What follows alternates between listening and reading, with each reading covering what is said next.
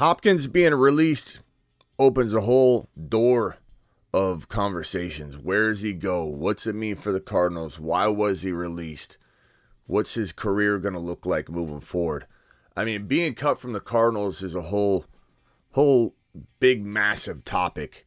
But where he goes is truly the bigger topic. And KC feels like it's going to potentially be the landing spot. And what's that mean for Hopkins? What's that mean for Mahomes? What's that mean for Kadarius Toney? What's it mean for every player involved? So we're going to talk about this right now. The Fantasy Football Show, DeAndre Hopkins release from the Cardinals starts right now. The FantasyFootballShow.com studios. It's the Fantasy Football Show.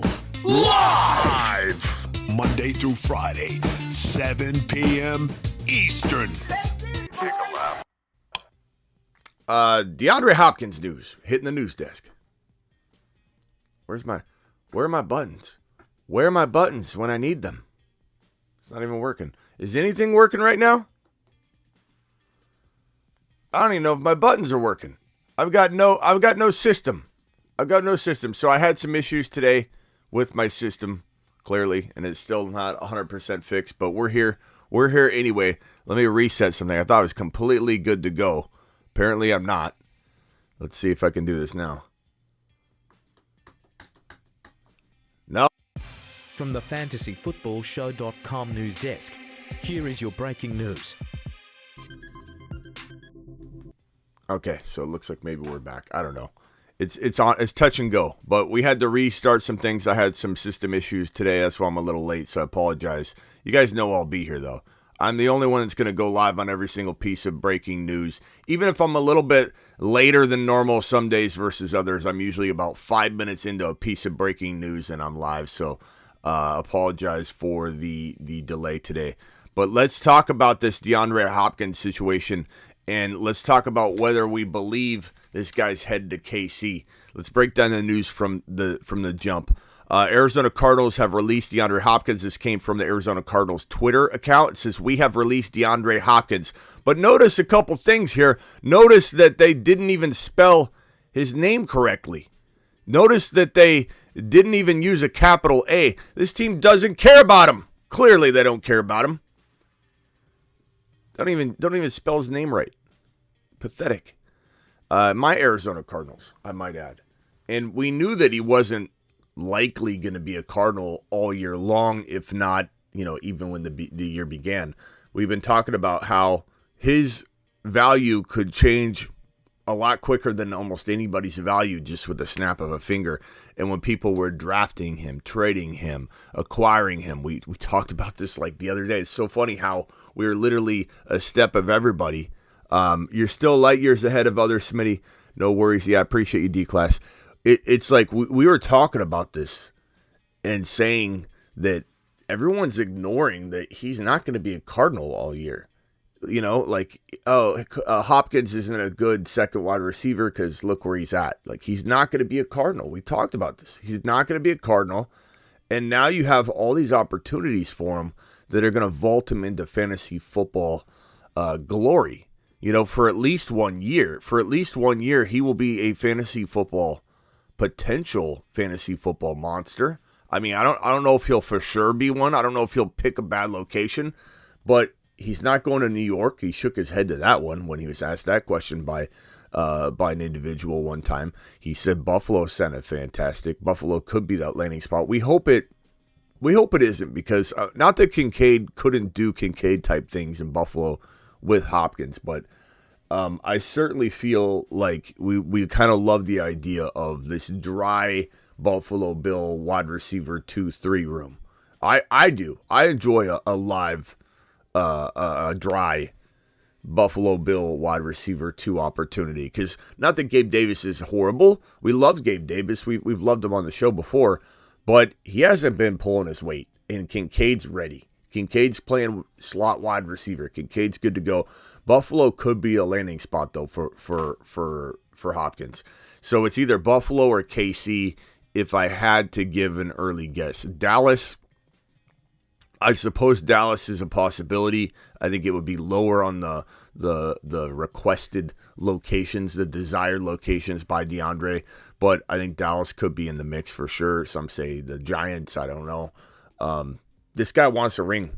This guy is tired of playing in mediocrity, and if you give him a Buffalo Bill landing spot with Josh Allen throwing him the football, you give him a Patrick Mahomes landing spot, what's he gonna say? Like the only way he doesn't go to KC is if KC says we don't want him. That's the only way.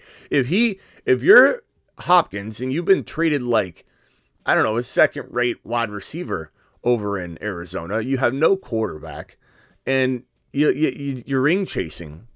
You know, you're getting older, and KC comes to you and says, "You want to play with Patrick Mahomes and win a championship?" What do you think's gonna happen? It's like saying, "Hey, I'm gonna hand you a $500 bill. You want it?" Sure. Like, what's he gonna do? Say no? So if KC says we're not interested, that's one thing. If we can't afford him, obviously going to come down to money. But $19 million was owed to Hopkins, and it just wasn't going to get paid.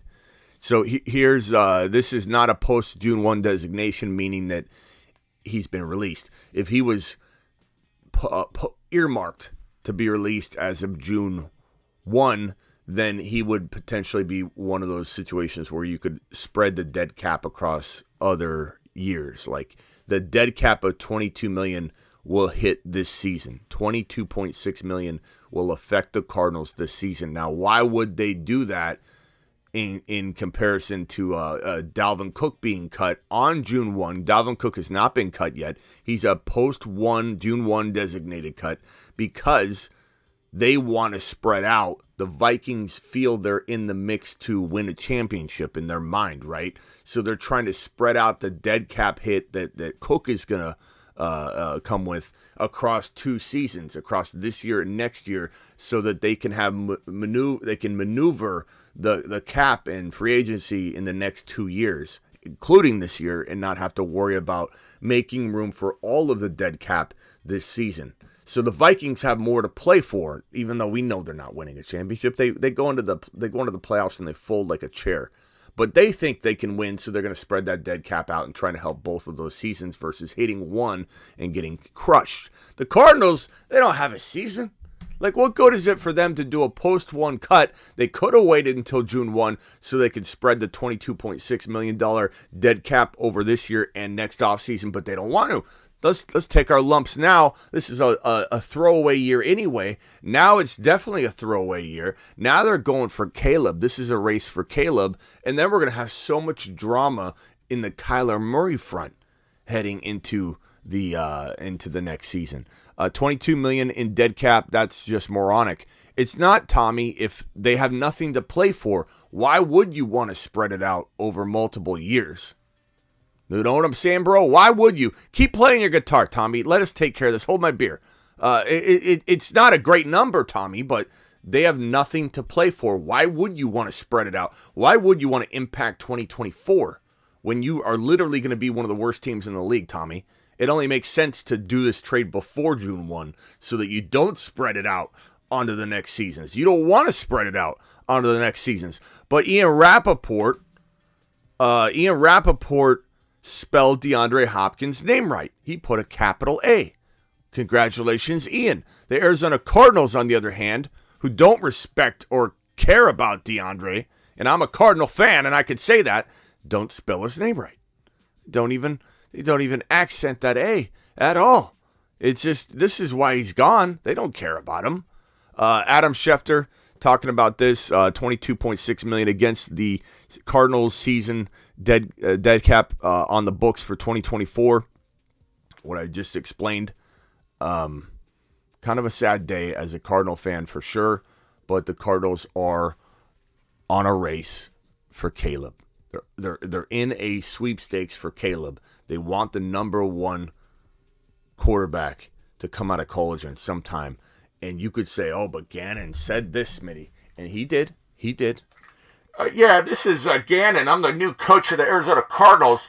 And I wouldn't have taken this job if Kyler Murray wasn't on this roster. I'm excited to work with them. I absolutely oh, hold on.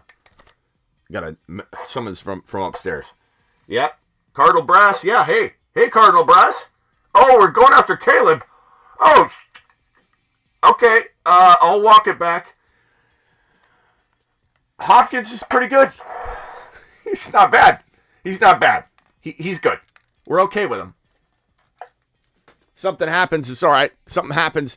Look, he doesn't make all the decisions, not to mention it's coach speak, not to mention it's Caleb, not to mention the Cardinals are going to have a different team next year, and it's going to be an absolute just debacle in Arizona. It's going to be.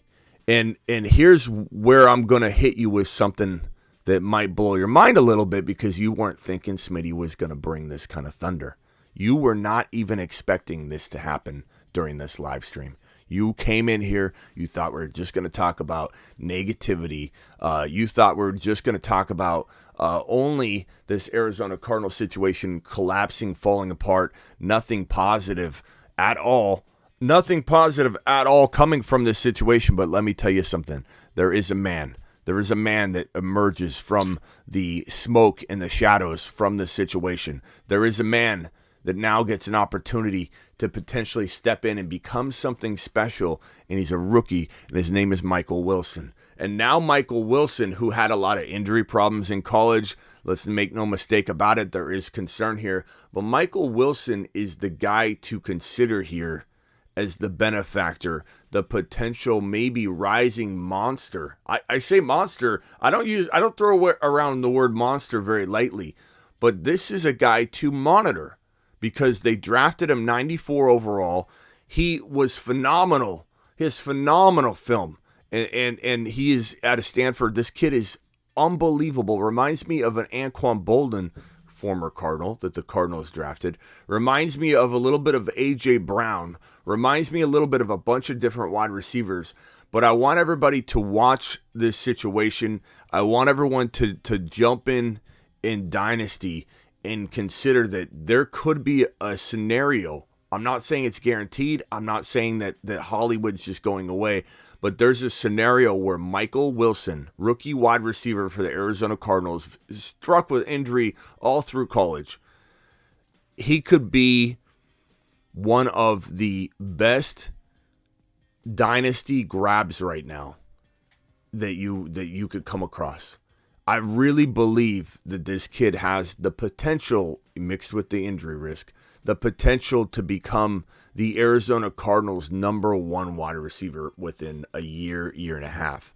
Meaning that if this Cardinals offense grabs Caleb and he ends up being the quarterback of the future, that this could be their number one. This could be their number one wide receiver. Not will be, not absolutely will be, nothing of the sort, but dynasty mode, stash and grab, trade low, buy low, sell high, all of that mentality. Michael Wilson,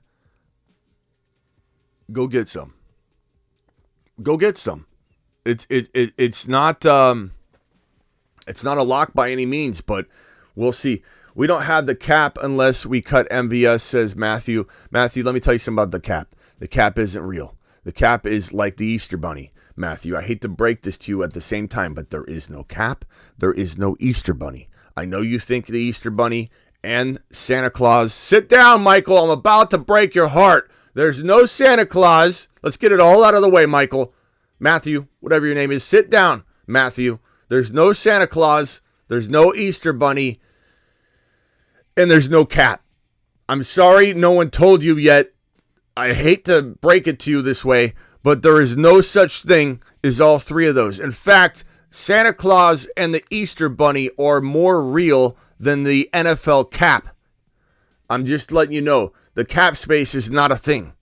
And you could move around a whole lot. You know what we heard, Matthew, when Mahomes signed his 10-year deal that was $500 million, $500 million. You know what people said, Matthew, about your Kansas City Chiefs? They said they'll never sign another player ever again. This offensive line is going to be absolutely awful. This offensive line is going to be absolutely disastrous. They'll never get another player ever again. And look at the Kansas City Chiefs now, Matthew. We heard this before. We'll hear it again. Hopkins can't go here. The cap space won't allow that. Aaron Rodgers can't get his big fat deal. We're over the cap in Green Bay. Signs a big fat contract while they're over the cap. It's not real, my guy. It's not real. He'll be okay. He can go wherever he wants. There aren't very many situations where he won't be able to just say, hey, I want to come here. And they say, yes, please. Can we have another? So appreciate you, though, Matthew. Cardinals going the Colts route. Can't say I blame them. They're just, I mean, what do they have to play for? They have no quarterback right now. They have no quarterback whatsoever. So, yeah. Bring Hopkins to Philly. It's certainly a possibility. I mean, let me put it this way, Frake. If you're the Philadelphia Eagles and Hopkins picked up the phone and literally had this conversation. Yeah, Philadelphia Eagles. Yeah, this is DeAndre Hopkins, capital A, DeAndre Hopkins. Can I speak to Sirianni, please? Yeah, we'll go ahead and, this is Sirianni. Yeah, this is DeAndre. I would like to come catch footballs from Jalen Hurts. Is that okay? Hold on, let me ask him. Hey, Jalen, you want to catch footballs with DeAndre Hopkins? Tell him that I will bring him a ring. Yeah, we'll go ahead and add him. Does he mind playing wide receiver 3? Do you mind playing third fiddle? I don't even know what phone I'm on anymore. Let's just end it there. You know what I'm talking about. There's no way Jalen Hurts is denying Hopkins being added to his arsenal.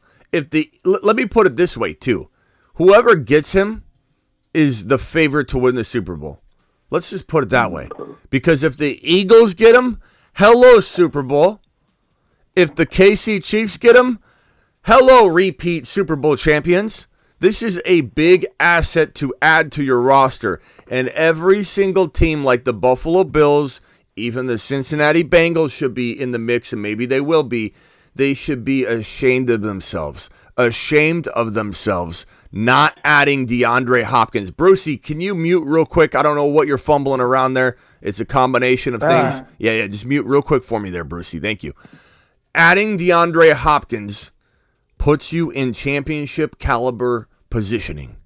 And every single team that denies this as an option for them should be ashamed of themselves and take a big fat lap. Because whoever adds DeAndre Hopkins will be winning a Super Bowl. It's that simple. It's a puzzle piece that if anybody adds it, will win a Super Bowl. That's as simple as it gets. Eagles, Super Bowl. Buffalo Bills, Super Bowl. Bengals, Super Bowl. Kansas City Chiefs, Super Bowl. And those really are the only teams that are really in the mix. Why? Because of the word Super Bowl. Let me break it down a little simpler for the people in the back. Hopkins equals Super Bowl. If you are a championship caliber team, like the teams I just named, Bengals, maybe even the Chargers would be an opportunity, but I don't know that Hopkins is going to see that light. I don't know that Hopkins is going to look at the Chargers as a Super Bowl caliber team, which they would be if they added DeAndre Hopkins. Let's just be honest about it. But does he see that? Does he have that vision? I don't know that he has that kind of x-ray vision that can see through all the noise and say, hey, if I go there, maybe I bring this team a Super Bowl. He's going to want it more simply than that. He's going to want it so much more easily had than that situation. He, and I say Hopkins, he will want a very clear path to a Super Bowl with one of the teams that I named. Maybe the Chargers get in the mix and DeAndre Hopkins surprises me with his ability to read the situation, but I don't think he'll see that. I don't think he will. I don't think he'll say, hey, that's a mess of a situation last year. It's not going to be something that I'm into. Ron says no notification. I don't know why, Ron, but I put it on Instagram every time, on my stories and on that. Make sure you join that channel, the I Go Live channel. It's a one-way notification, like DM in your DMs. Hopkins, if he goes to the Bengals Super Bowl, boom. If he goes to, let's fix that camera because there it is. Let's try it again. Bengals Super Bowl. Goes to the Buffalo Bills Super Bowl. Kansas City Chiefs Super Bowl. You've just been. Eagles. You've just been. It's very simple. It's a very simple equation. It's basically flux capacitor minus the gigawatts, the component cable and megabolt structure, all divided into the equilibrium timekeeper. And it's like the Jahmyr Gibbs formula. But the continuum of the gigawatt component structure of Jahmyr Gibbs' workload divide has a megawatt offload that if you compartmentalize the component conjunction timekeeper and you flux capacitor out the continuum component megabolt, things just end up happening. And that's why Jahmyr Gibbs is a top 5 to 10 running back instead of top 6 to 10. And dare I give you my wish list sleeper team that might be able to lure him in because of the quarterback. I don't think it's going to happen, but if it did, this would be a potential Super Bowl appearing team, and you can laugh all you want. You can laugh all you want. You can say, Smitty, there's no way this team's going to the Super Bowl. Are you an idiot? You've already said they could win their division, which is crazy enough. You already said they could enter an NFC championship game, Smitty. Are you an absolute moron? But if this team was able to show him the light, they could make at least a Super Bowl appearance with the DeAndre Hopkins acquisition. And you can laugh at me all you want because everyone laughed at me when I said the Bengals would win their division and potentially go to the Super Bowl. And look what they did. Look what they've done.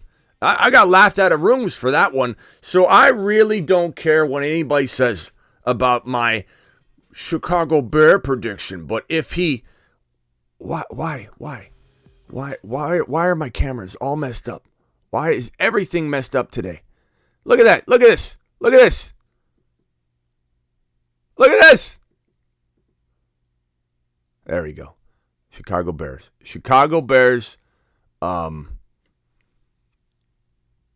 I don't think that he wants to go there again. These two teams right here, the Chargers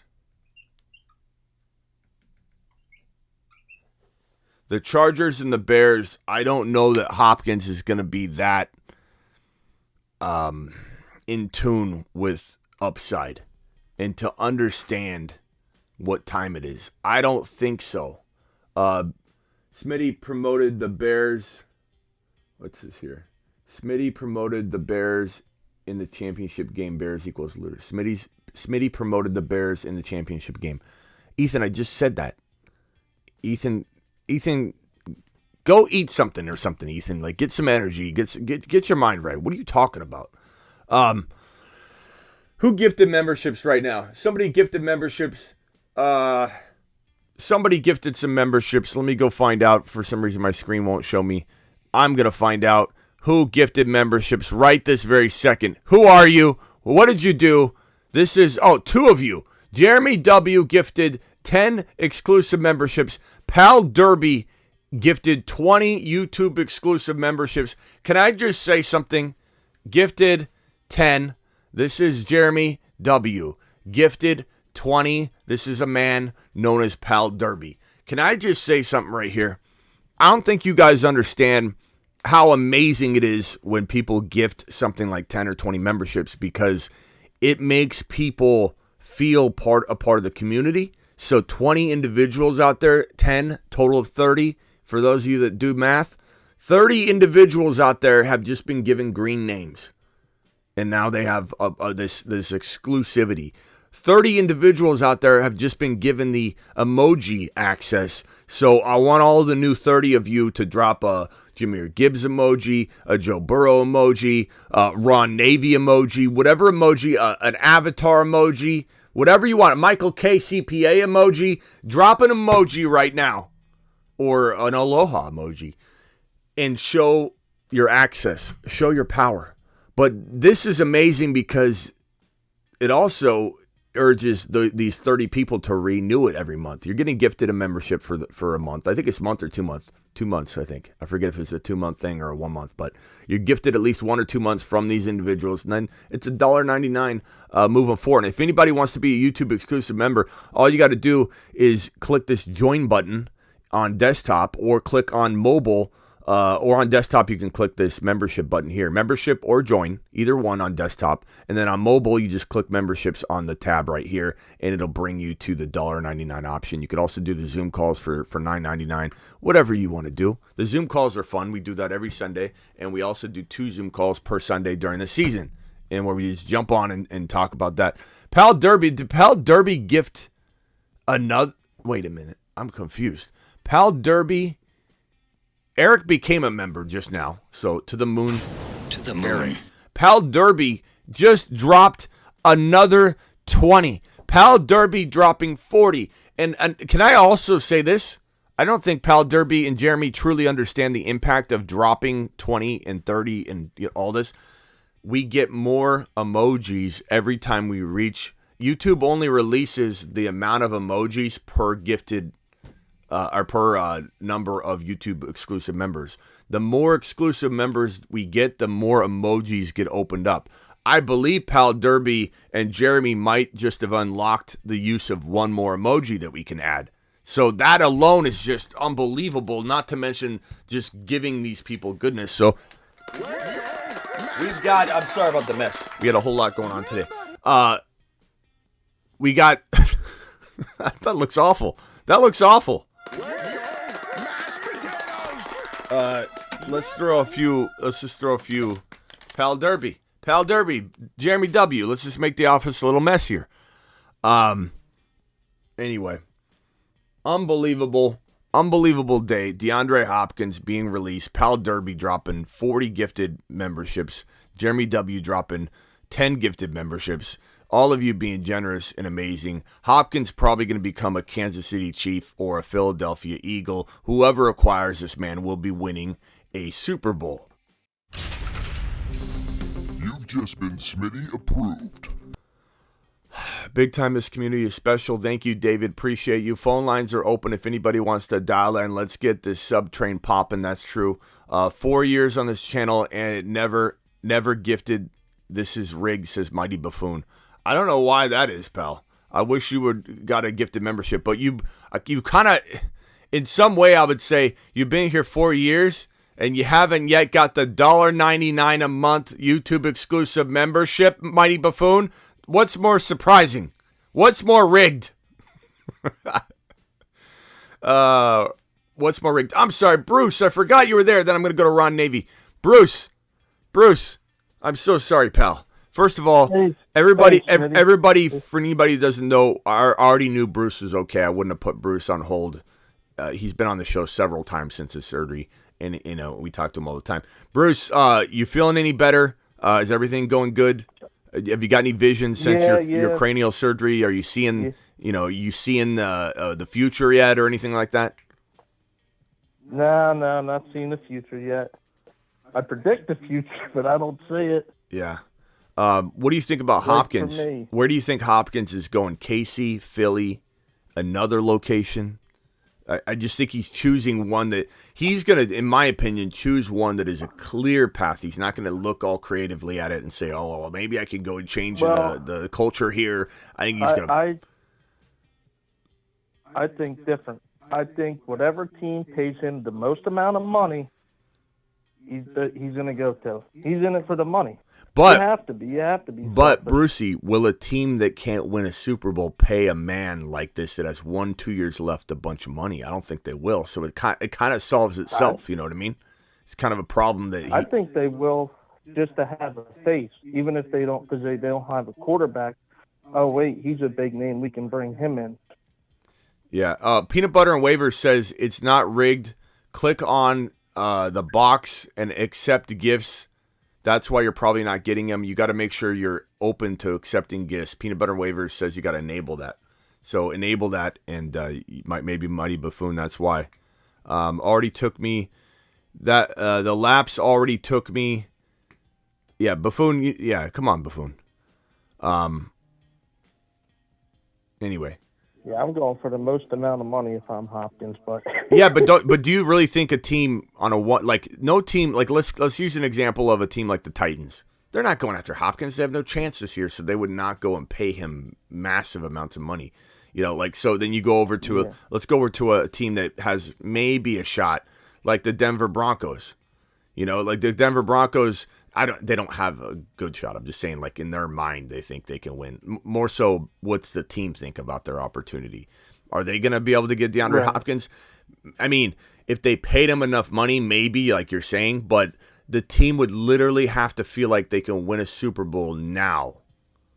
Like, they have to feel like they could win it right now, because he's got 1 year, maybe two, take it 1 year at a time, left of being an elite wide receiver. So by default, I think it governs itself, and you're just going to probably see 4 or 5 Super Bowl contending teams throw their hat in the ring. And then I think it does come down to what you said. Like, all things being equal, is he going to take Buffalo, Philly, or KC over, the others? It might come down to money then. That will kind of filter out who he ends up going to. But I have a feeling he's also kind of in that, and you get this vibe from him too. I mean, I'm from Arizona, so I feel like I've gotten to know Hopkins' personality a little better than most people, because you're glued to Cardinal stuff, and I kind of feel like he is the type of personality that would take lesser money to win a Super Bowl. He feels like that. His attitude is like that. He's very nonchalant when he's talked to about situations, and I could see him going, it's not about money. It's not about money. It's about fit. It's about family. It's about being wanted. It's about feeling like a team knows what I can do and bring to the table. And a team like Philly that has a quarterback that would lobby for him. I mean, can't you picture Jalen Hurts actually leading the way of, like, conversating with him versus, like, I bet you Mahomes might do that, but that's more of a Veach, GM, Andy Reid type conversation, and where Mahomes maybe sends a text or something. But, like, the way Philly does it is, I think, would be more pull him in a little more. I could see Hurts leading the way and be like, hey, I want you to come in and I want to take you to lunch or something when we talk about this. Like, I could see Hurts doing something like that. That's why I think Philly might be like this, like, dark horse to get him, which would be crazy. And I don't know what that would do to the value of A.J. Brown and especially Devontae Smith. It would, like, destroy what we know about the Philadelphia Eagle wide receiver room and the values that we hold upon everybody. And this is going to destroy Kadarius Toney if he lands in KC. It's going to destroy a lot of things. What it won't destroy are the quarterbacks. Whoever gets this guy maybe vaults to QB1. Whoever gets this guy, their team maybe vaults to potentially, the Super Bowl contending, like, across the board team, the most likely team to win a Super Bowl. It will be interesting, but I think somebody gifted another set of memberships. Who is this? The Patrick dropping 5 gifted memberships. So Pal Derby drops 20. Pal Derby drops another 20. Eric Foreman drops 10. And the Patrick drops 5. Hold on, Eric, I'm sorry. Eric drops fun. Gifted 10. This is Eric. Eric Foreman, I'm sorry I didn't see that till now. Eric Foreman dropping 5. And the Patrick, Eric Foreman dropping 10 and the Patrick dropping 5. Thank you so much. You guys have all unlocked another emoji. The reason I'm adding another emoji is because of you guys, which is fantastic. So thank you so much. Let's go to Ron Navy real quick, and then we'll go back to Brucey, and the phone lines are open if anybody wants to call. Thank you, Patrick. Hey, got a couple things. First thing, Bruce, I'm glad you're doing well. And both Smitty, you and Bruce, tomorrow is in the voicemail Dynasty League. It's drafting starting at 9 a.m. So don't forget to be at the draft for that tomorrow. Tomorrow the rookie draft is. So as far as Hopkins goes, I don't see him going to Philly. I think it's too many mouths to feed. I could see him going to Kansas City. They don't have a diva receiver there, so I think he'd be a good fit. I kind of disagree a little bit. I don't think Tony's the one that would get squeezed out. I think MVS would be the one that gets squeezed out there in KC. Well, I don't mean he gets squeezed out. I just mean his value. Well, but I do. I think MVS will be squeezed out if Hopkins goes to KC. Yeah, for sure. For sure. And he can definitely – I mean, we already know Kelsey is the number one receiver there, right? So Kelsey's going to continue to do his thing. And so Hopkins would be a great fit over there. And he wants to win a Super Bowl, and that's his best. They've won 2 in the last, 3-4 years? I mean, they're definitely the front runners. They're definitely the front runners. That would be a chance. Yeah, they're definitely there. Going there, I could actually see him, even though Cleveland's not really a contender, but going back with Deshaun Watson. Maybe Deshaun's out there on the phone line. Hey, buddy, come back to me. Let's do something up here in Cleveland. Baby, come back. I could see him maybe going to Cleveland. Baby, come back. I don't think. Yep, exactly. I mean, it's an interesting take. It's an interesting take, but I think the last thing in the world this guy's going to do is choose a non-clear as day contending team. I think he's at the point in his career where now he's. You don't think he's a contender though? The Browns? Yeah. No. I don't think. If Deshaun wants back to form, you don't think adding Hopkins on that team with the amount of targets he eats up will improve with Chubb there? And if Chubb doesn't have a fall off again, playoff team, sure. Playoff team, sure, but beating the Chiefs, beating the Eagles, no. Yeah, so I shouldn't talk positive about the Browns. My bad. I'm going to slap myself. Yeah, sorry. But it's not that I don't think they'll be a good team. Like, understand my clarification here. If they got Hopkins, they're a playoff team. But are they a Super Bowl team? I don't think so. I don't think Watson's earned that from me yet. Watson came in and Nick Chubb dropped off the face of the earth.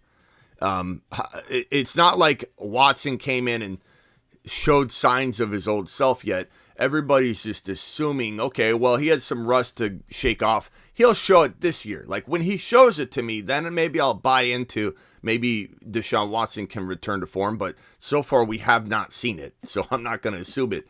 And to me, Hopkins isn't going to be the visionary that we think he is. We're all looking at this from 50,000 miles from above, and we see every little piece moving around. Hopkins is very, very low to the ground here. He's going to be simple about it and say who's going to win a Super Bowl. What the Chargers would be a team that could win the Super Bowl with Hopkins being added if, let's say, Eckler did have one more year left.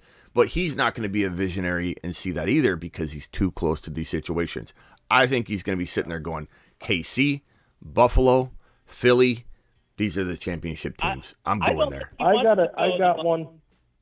Literally with Diggs acting up and everything, being the diva that he is, I don't think he wants to be around other diva receivers. Maybe, or he doesn't. Maybe, or he seems like the kind of guy too that doesn't care and say, I'll just go be the number one there. And who knows what happens with Diggs. I'm not saying Diggs will get traded or anything, but you never know. If they added Hopkins, that could change the situation for them because Diggs has been wanting out. I don't think Diggs will get traded. I'm just saying crazier things have happened. Nobody saw Tyreek Hill getting traded the minute he got traded. Nobody saw Devontae Adams truly getting traded the minute he got traded, especially with Aaron Rodgers coming back. Like, so many things can happen that we don't know how broken the Diggs and Buffalo Bill relationship is. It's really, really bad. Like, who knows what could happen.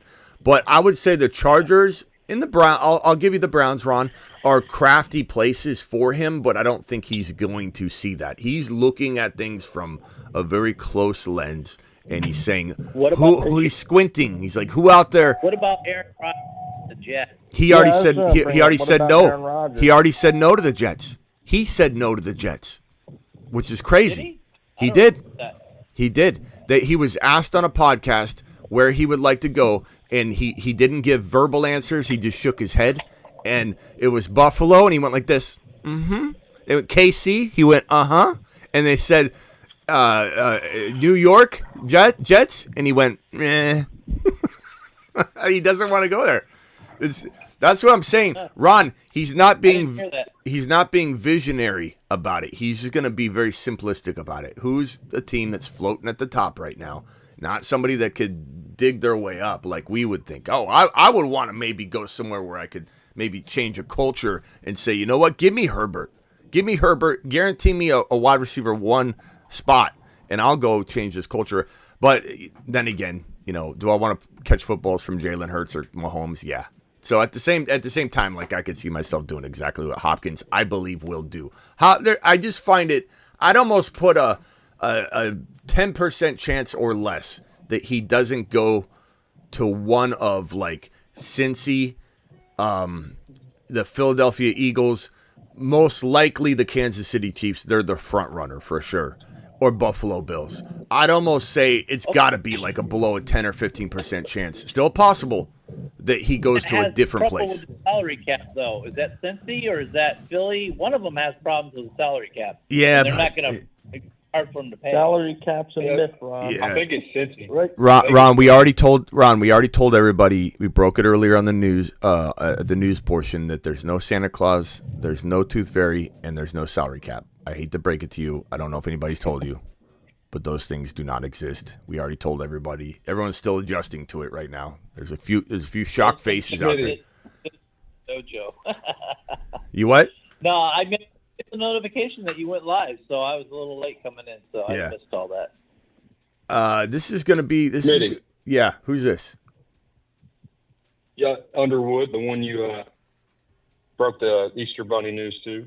Is this Matt? Matt? With the yeah. Yeah, what's up, Matt? I'm sorry about telling you about the Easter Bunny and Santa Claus and all that at one time. Dude.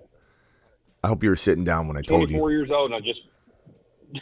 I know. No, so here's my thing with D-Hop. I see there's a lot of stuff that can be moved around. Like if you want to be on a team and a team wants you, they'll make it happen. Yeah. Like the Rams, I see what you mean. But the way Kansas City plays, they don't go after these like big receivers. They could have went after, I feel like this offseason, they could have went after a lot of people, and they don't. They like to surround Mahomes with like young receivers. As long as they got Kelsey, I don't see them going after like a Hopkins. Not that I disagree. I will say this though. What do you think about him going back to Houston? I know it sounds kind of crazy because he wants a ring. 0%. 0% chance. 0% chance. Why? Because he's going to be interested in a ring. First of all, that place is so tainted for him. It doesn't matter if there's a new regime. It's still ownership and things like that bother him. And there's just there's 0%. Like he's got 1 to 2 years left. He can't wait for Stroud to come around. And even if he believed in Stroud, there's no way. But I'd say this to your point about KC. Everyone says that. KC just spreads the ball around. They don't do that anymore. Like, that's new too, though. So for us to assume that KC wouldn't revert back to what Andy Reid might want to do here, like Andy Reid's changed his way of doing things a lot. It used to be Andy Reid made fantasy football running back monsters. He did that year after year after year. And so someone could say, Andy Reid's going to produce a running back monster. He always does. And then one day he didn't. Now he doesn't do that. They always had Tyreek Hill. They always have an elite wide receiver. Then they didn't. So I don't think we could just lock Andy Reid into he doesn't do this or he doesn't do that or he always does this or he always does that. He's a very adaptable man, and he adapts with what's in front of him, and then that becomes the thing. So I think it's we got to be very careful not to just say Andy Reid is cemented into this just because he's done it for a couple years in a row. This guy adapts like crazy.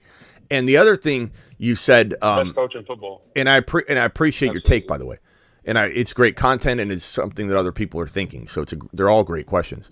But when you say it's crazy, because I've taken a lot of pop in best ball, and I don't know if this is a good thing or if it's a bad thing. Because I think wherever he ends up, it could be like really good or it could be really bad. I don't think him going to Buffalo or Philly, I think it'll hurt A.J. Brown. I think it would hurt Devontae Smith. I think it would hurt Diggs. And your boy Kincaid, I think it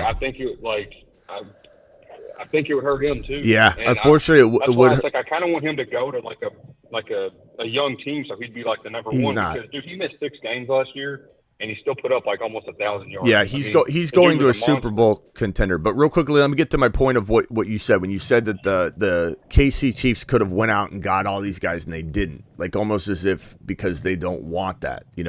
Keep in mind though, they didn't go out and trade for these guys. This guy's free right now. Like, yeah, he's going to cost them salary cap and money. I get that. But this no longer is a draft capital and have to pay somebody, kick me in the nads twice type of cost. This is just you have to pay him cost. So, yeah, they could have went out and got this guy. They could have went out and got this guy. But this is the first time somebody is free agent to sign with them. And then they just have to work the money out. So very different than, hey, they didn't take action trading for him, or they didn't take action trading for so-and-so. They traded away, Tyreek Hill. This is very, very, very plausible. Like him going to a contender feels like a lock to me. Again, if I'm throwing an arbitrary guesswork number out, I have no, obviously, science behind this one. There's no flux capacitors in this prediction. But I would say 10 to 15% chance he doesn't go to Philly, Buffalo, KC, or what was my fourth one? Cincinnati. I think while. So what do you think? Hold on. One last point. While we're gonna think with our fantasy football caps on right now, everybody's got an urge to say something like, "But they already have Chase and Higgins." That's not how a team's gonna think. Okay, so our fantasy football minds are going to resist that Cincinnati's a great landing spot. Our fantasy football minds are going to resist that Philly's a good landing spot because we don't want it. But these teams are going to say, we win championships with these moves. And KC, look, it's a defensive move, guys. It's a defensive move as much as it's an offensive move. If you don't go get Hopkins and KC gets him, it's a wrap. It's a wrap. Not letting KC get Hopkins should be the main reason Philly gets him. Not letting Kansas City get Hopkins is the main reason the Bengals should go get him or the Buffalo Bills should go get him. You let the Bengals or you let the Chiefs get Hopkins, it's over. It's a wrap. That's a wrap. Hey, Smitty. Super Bowl. Yeah. What about the Ravens? They try to get him, or that'd be nice. I mean, they could try. Screw over Zay Flowers. They would be smart to try, and maybe maybe Hopkins and Lamar have this relationship we don't know about. So it's certainly possible. Yeah, they're in the mix. Yeah, definitely in the mix, Brucey. I don't know that they'll get them, but they're certainly in the mix. People need to remember Lamar Jackson. His situation is changing by the second, and Monken's going to do great things. He's got a great, history of producing good offenses, and he's already shown that he's changing that culture. And so if Hopkins went to Baltimore, they would be a top 8 to 10 team in the National Football League. Like they would be easily in the conversation of this team might be Super Bowl bound. And so if Hopkins is visionary with this, he might consider that. I don't know that he's going to. It depends on how much he loves Lamar, but certainly in the cards here. Absolutely, I'd put them in the top 8 to 10 teams to be in the mix. You know what's going to happen is Pittsburgh's going to get rid of DeAndre Johnson, bring in Hopkins, and there we go. Pick at the Hopkins, baby. Yeah, we'll see about that. What about Smitty? What about Detroit? Do you think that's a possibility? I don't know that he's going to see them like we do. I'm not trying to say we're better than anybody else, but what I love was when I go on another show, especially when I go on like a fan page show or like a team show, like a, Niner fan base, Cardinal fan base, like people that are a fan base type, environment. They always look at me like I'm some delusional, one-sided, I don't know football. Like when a person outside of the fantasy football industry that's embedded in football sees somebody like me talking bold and ahead of the curve, they think I'm just running my mouth without any sort of direction and that I don't know football. He only knows fantasy.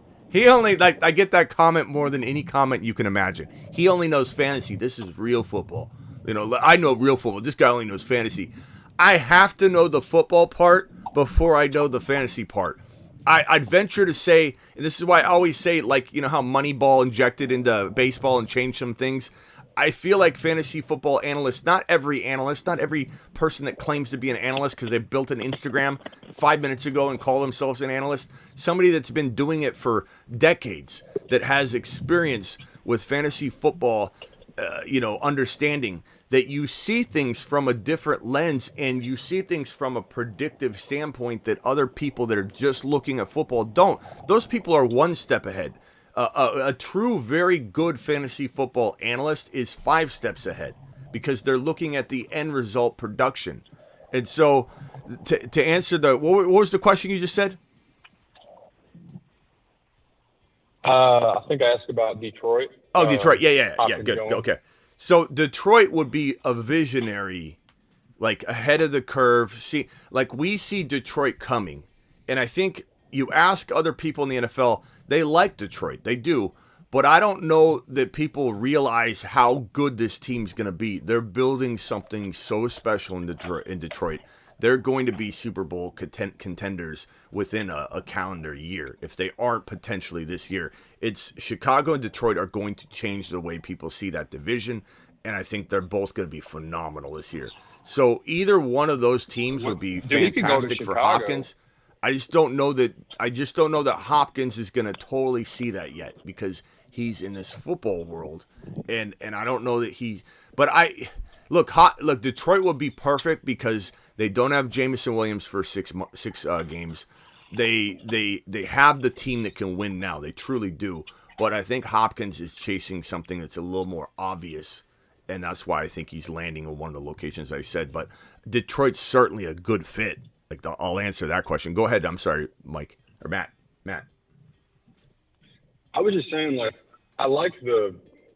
think the Lions, man, outside of Jared Goff, I think if they had, I don't know, I just don't think they got the team that could contend, right now. They really do. I just don't think Jared Goff is that dude. I mean, I know he went to the Super Bowl with McVay, and he looked like dog crap the whole entire game. But, I just feel like they're a piece away, and I do feel like if you add somebody like DeAndre Hopkins, they're going to probably put up 30-something points a game, and that's what you have to do in today's league.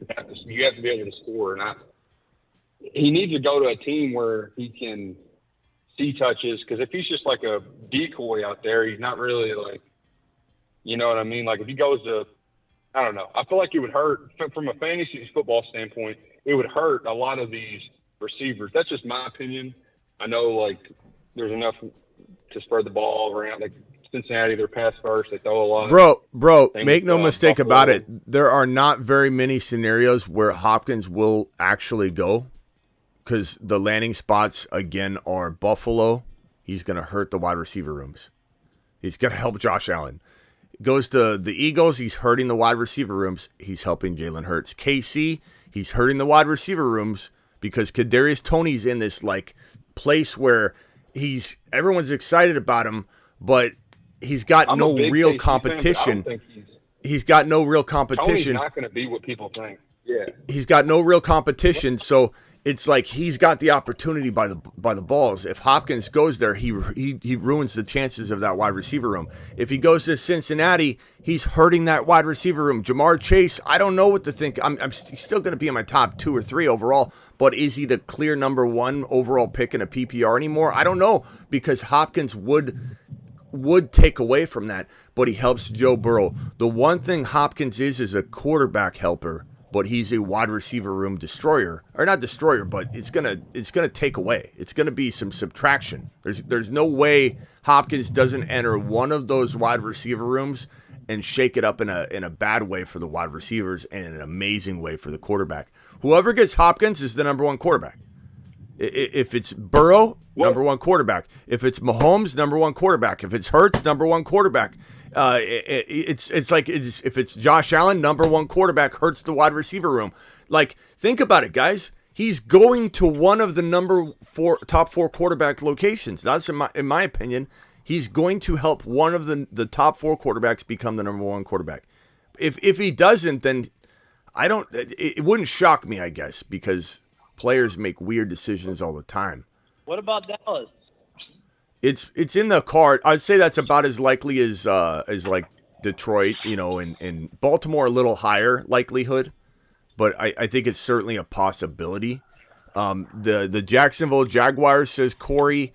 I mean, that's in the same vein as Detroit. Like, they'd be crazy to not. Again, don't think about it from our perspective. The wide receiver room being crowded is irrelevant. Like, to us, it's relevant in the way we think about it. Oh, they don't need him. Why would they do it? Who doesn't need Hopkins? The answer is nobody. Like, a team would be stupid not to go get Hopkins. Every team that doesn't is an idiot that doesn't go after DeAndre Hopkins. I don't care what your wide receiver room looks like. He's a free agent. So he's a free agent. Do you think Hollywood Brown? Oh, my bad. Go ahead. Do I think Hollywood Brown what? Like Hollywood Brown, and you think James Conner? Do you think that's like? Because here's my thing with James Conner. I had him on a lot of teams last year, and he had so much. Like, when he was healthy, the dude was a monster. They would just check it down to him, and he'd take like 10, 15-yard gains like all the time. So now I've been drafting him a lot because that offense is going to be horrible. And now without D-Hop there to take, them little, dump offs, like not dump offs, but like underneath routes and all that stuff.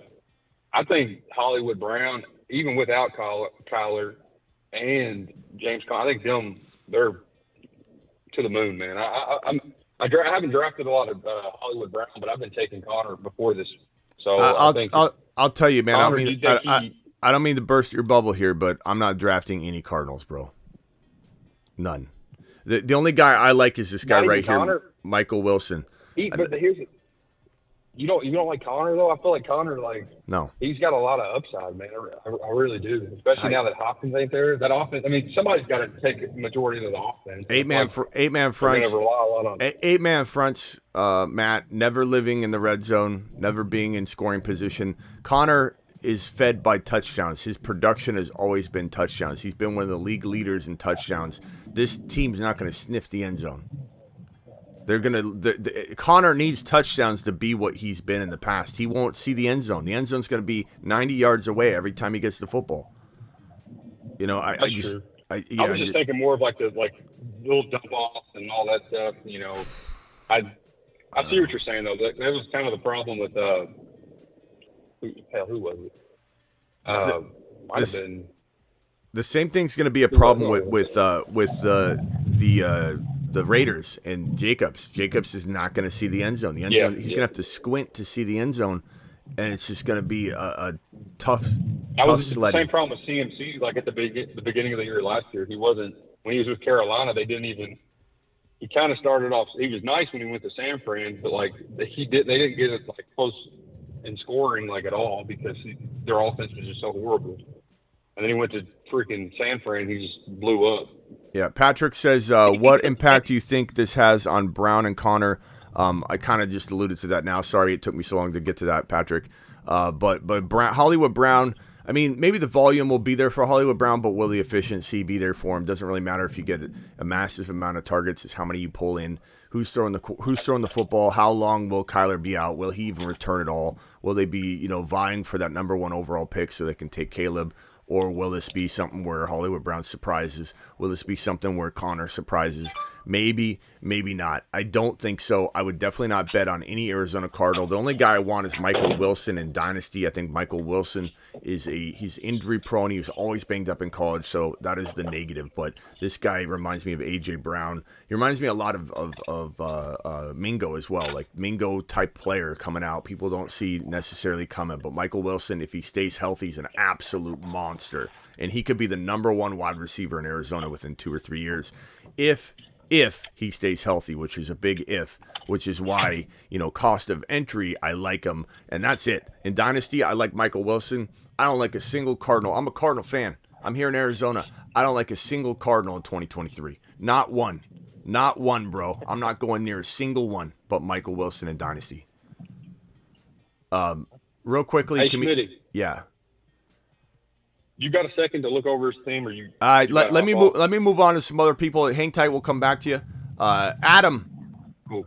Adam, what's up, my guy? Hey, what's going on? Hey, what's going on, Smitty? I mean, I think my guess is Kyler Murray doesn't play another down with the Cardinals. My guess is they're, everyone kind of seen this coming, though. No Hopkins was going to go, but everything tells me they're going for that last pick. Like, so my guess is you don't see Kyler Murray play at least for the Cardinals this year. I really don't think he's going to play. I think they're going to be out of it. There's no point in bringing him back, and they're going to be like, okay, well, let's get ready to get Williams next year because they already got one high draft pick next year, so why not? They could literally try to get Williams and try to get Harrison Jr. Yeah, imagine that if you're able to get. That's what I would do. Yeah, like if I was trying to rebuild my franchise, that's exactly what I would do. Yeah, I'm taking a dive too, and that'd be nasty. And Gannon's been so on Kyler Murray's, like he's been so about Kyler. It's been crazy. It's been crazy. Like it's weird to think that he would move off of Kyler after all he said, but he doesn't make all the decisions.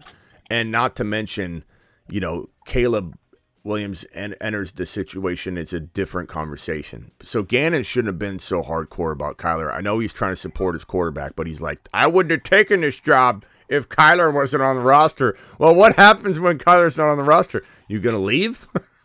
And we don't even know if Gannon. Like, I'm not saying Gannon will be fired after 1 year. But we don't really know like what this is going to look like. Hackett got fired before one full season. You never really know what's going to happen with that. So we can't act like Gannon's for sure going to get a chance. We don't know. We have no idea. Ron Navy dropping a $5 holler. I'm surprised we don't have an entitled Niner fans in here saying D-Hop to 49ers.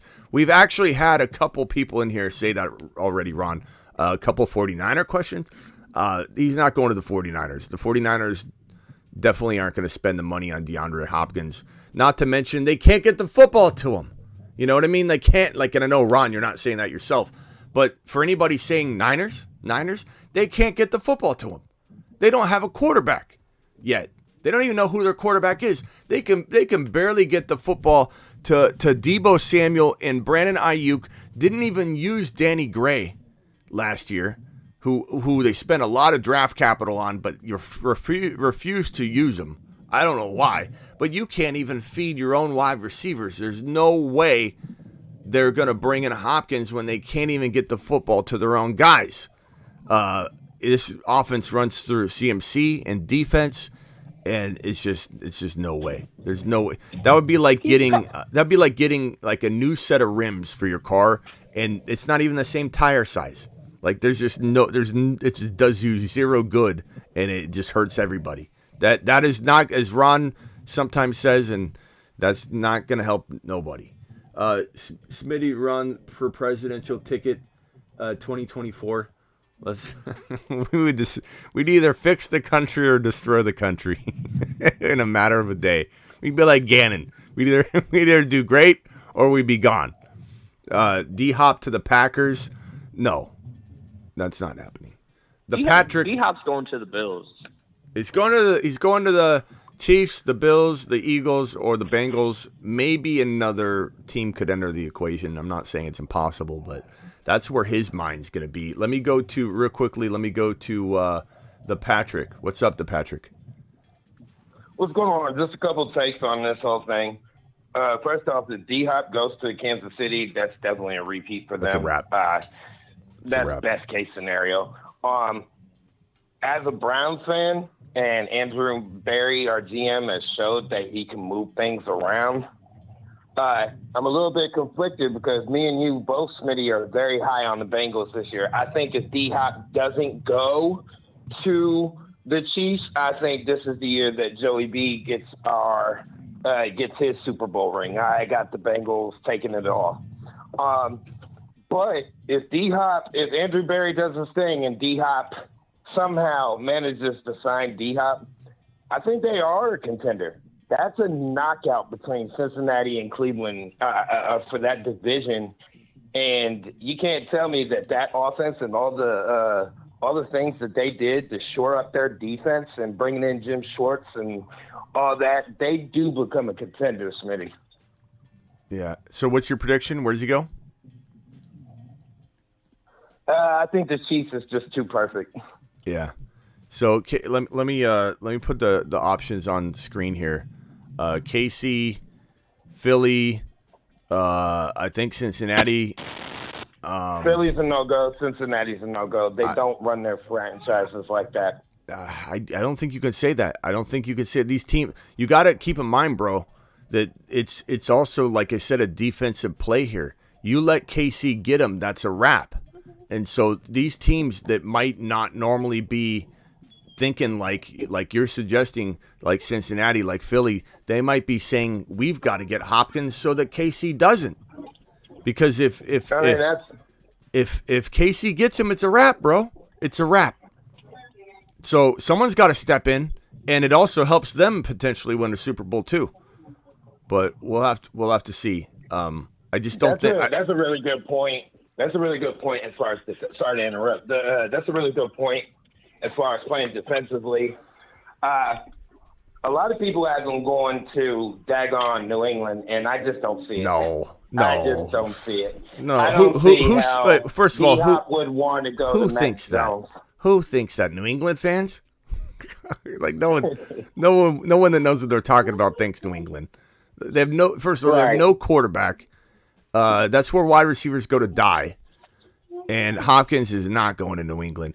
Could I see Bill Belichick trying to do it, and could I see New England thinking they can win a Super Bowl, and that's why they would pay him? I mean, I guess, but I don't think. I think Hopkins is smarter than that. I just don't see it. Okay, completely agree. Let me go back over to the Bruce real quick. Brucey, what do you got?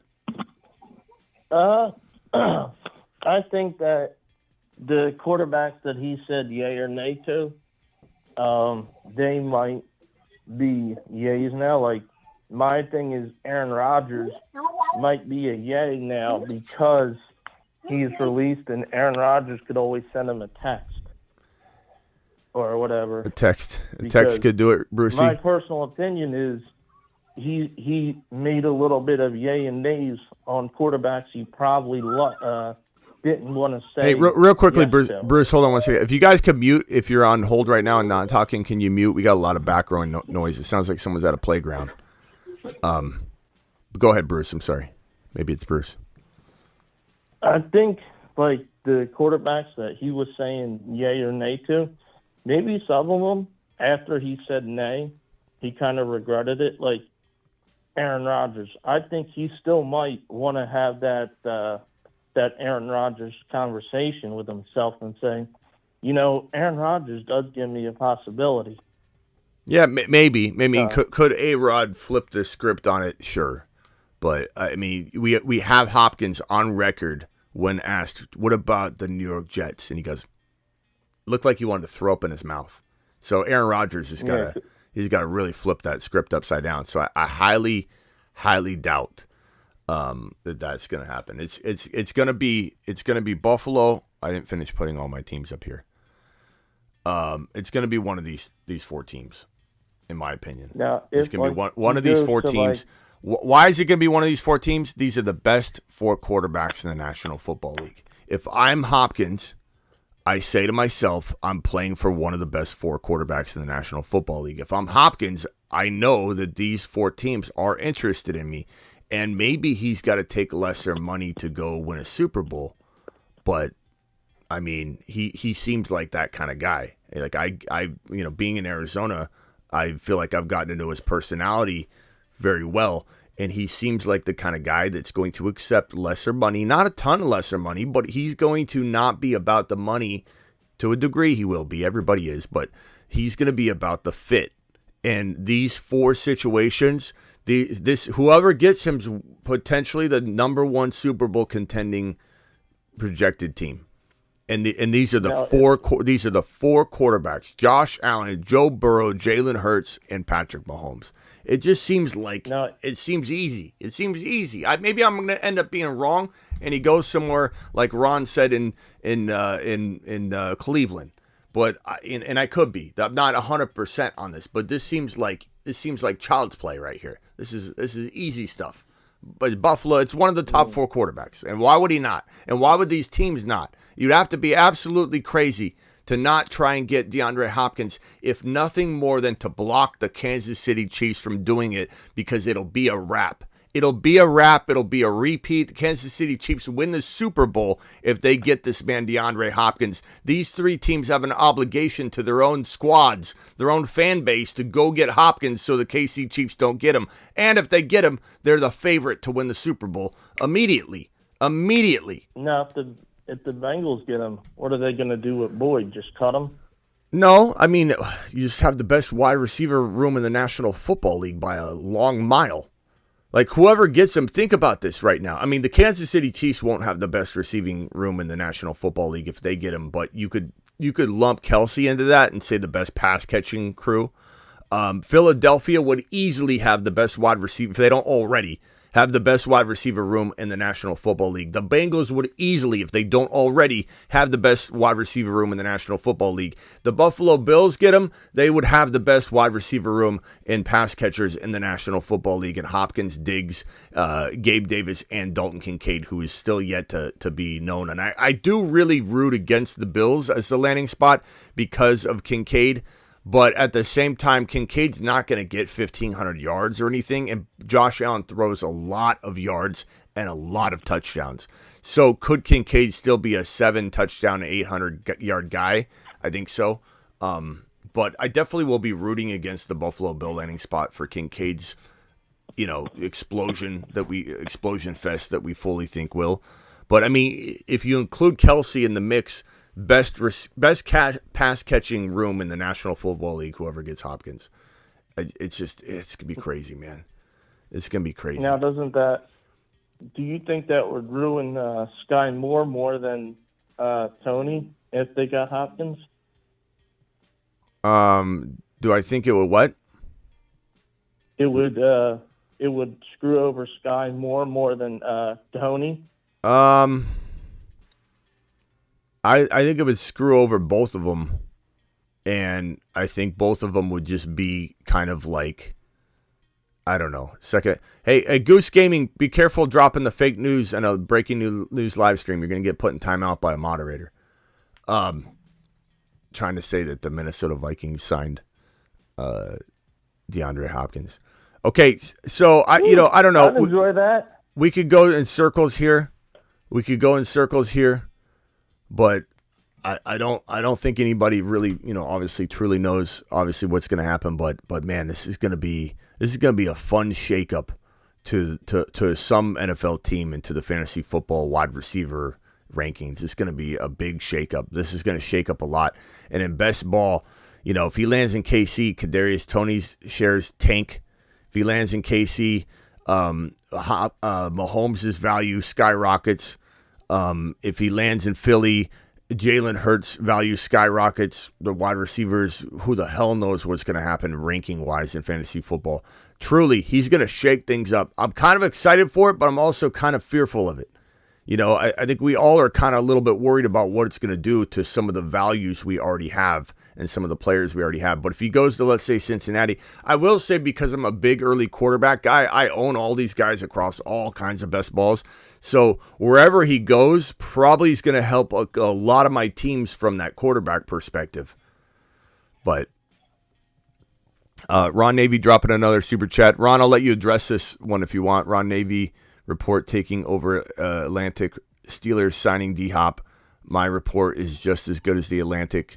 I know you want him in Pittsburgh, Ron, but don't think he's going to see it as a great opportunity for him. But it would be an amazing move for the Steelers, but it's definitely not going to be, I think, on his mind.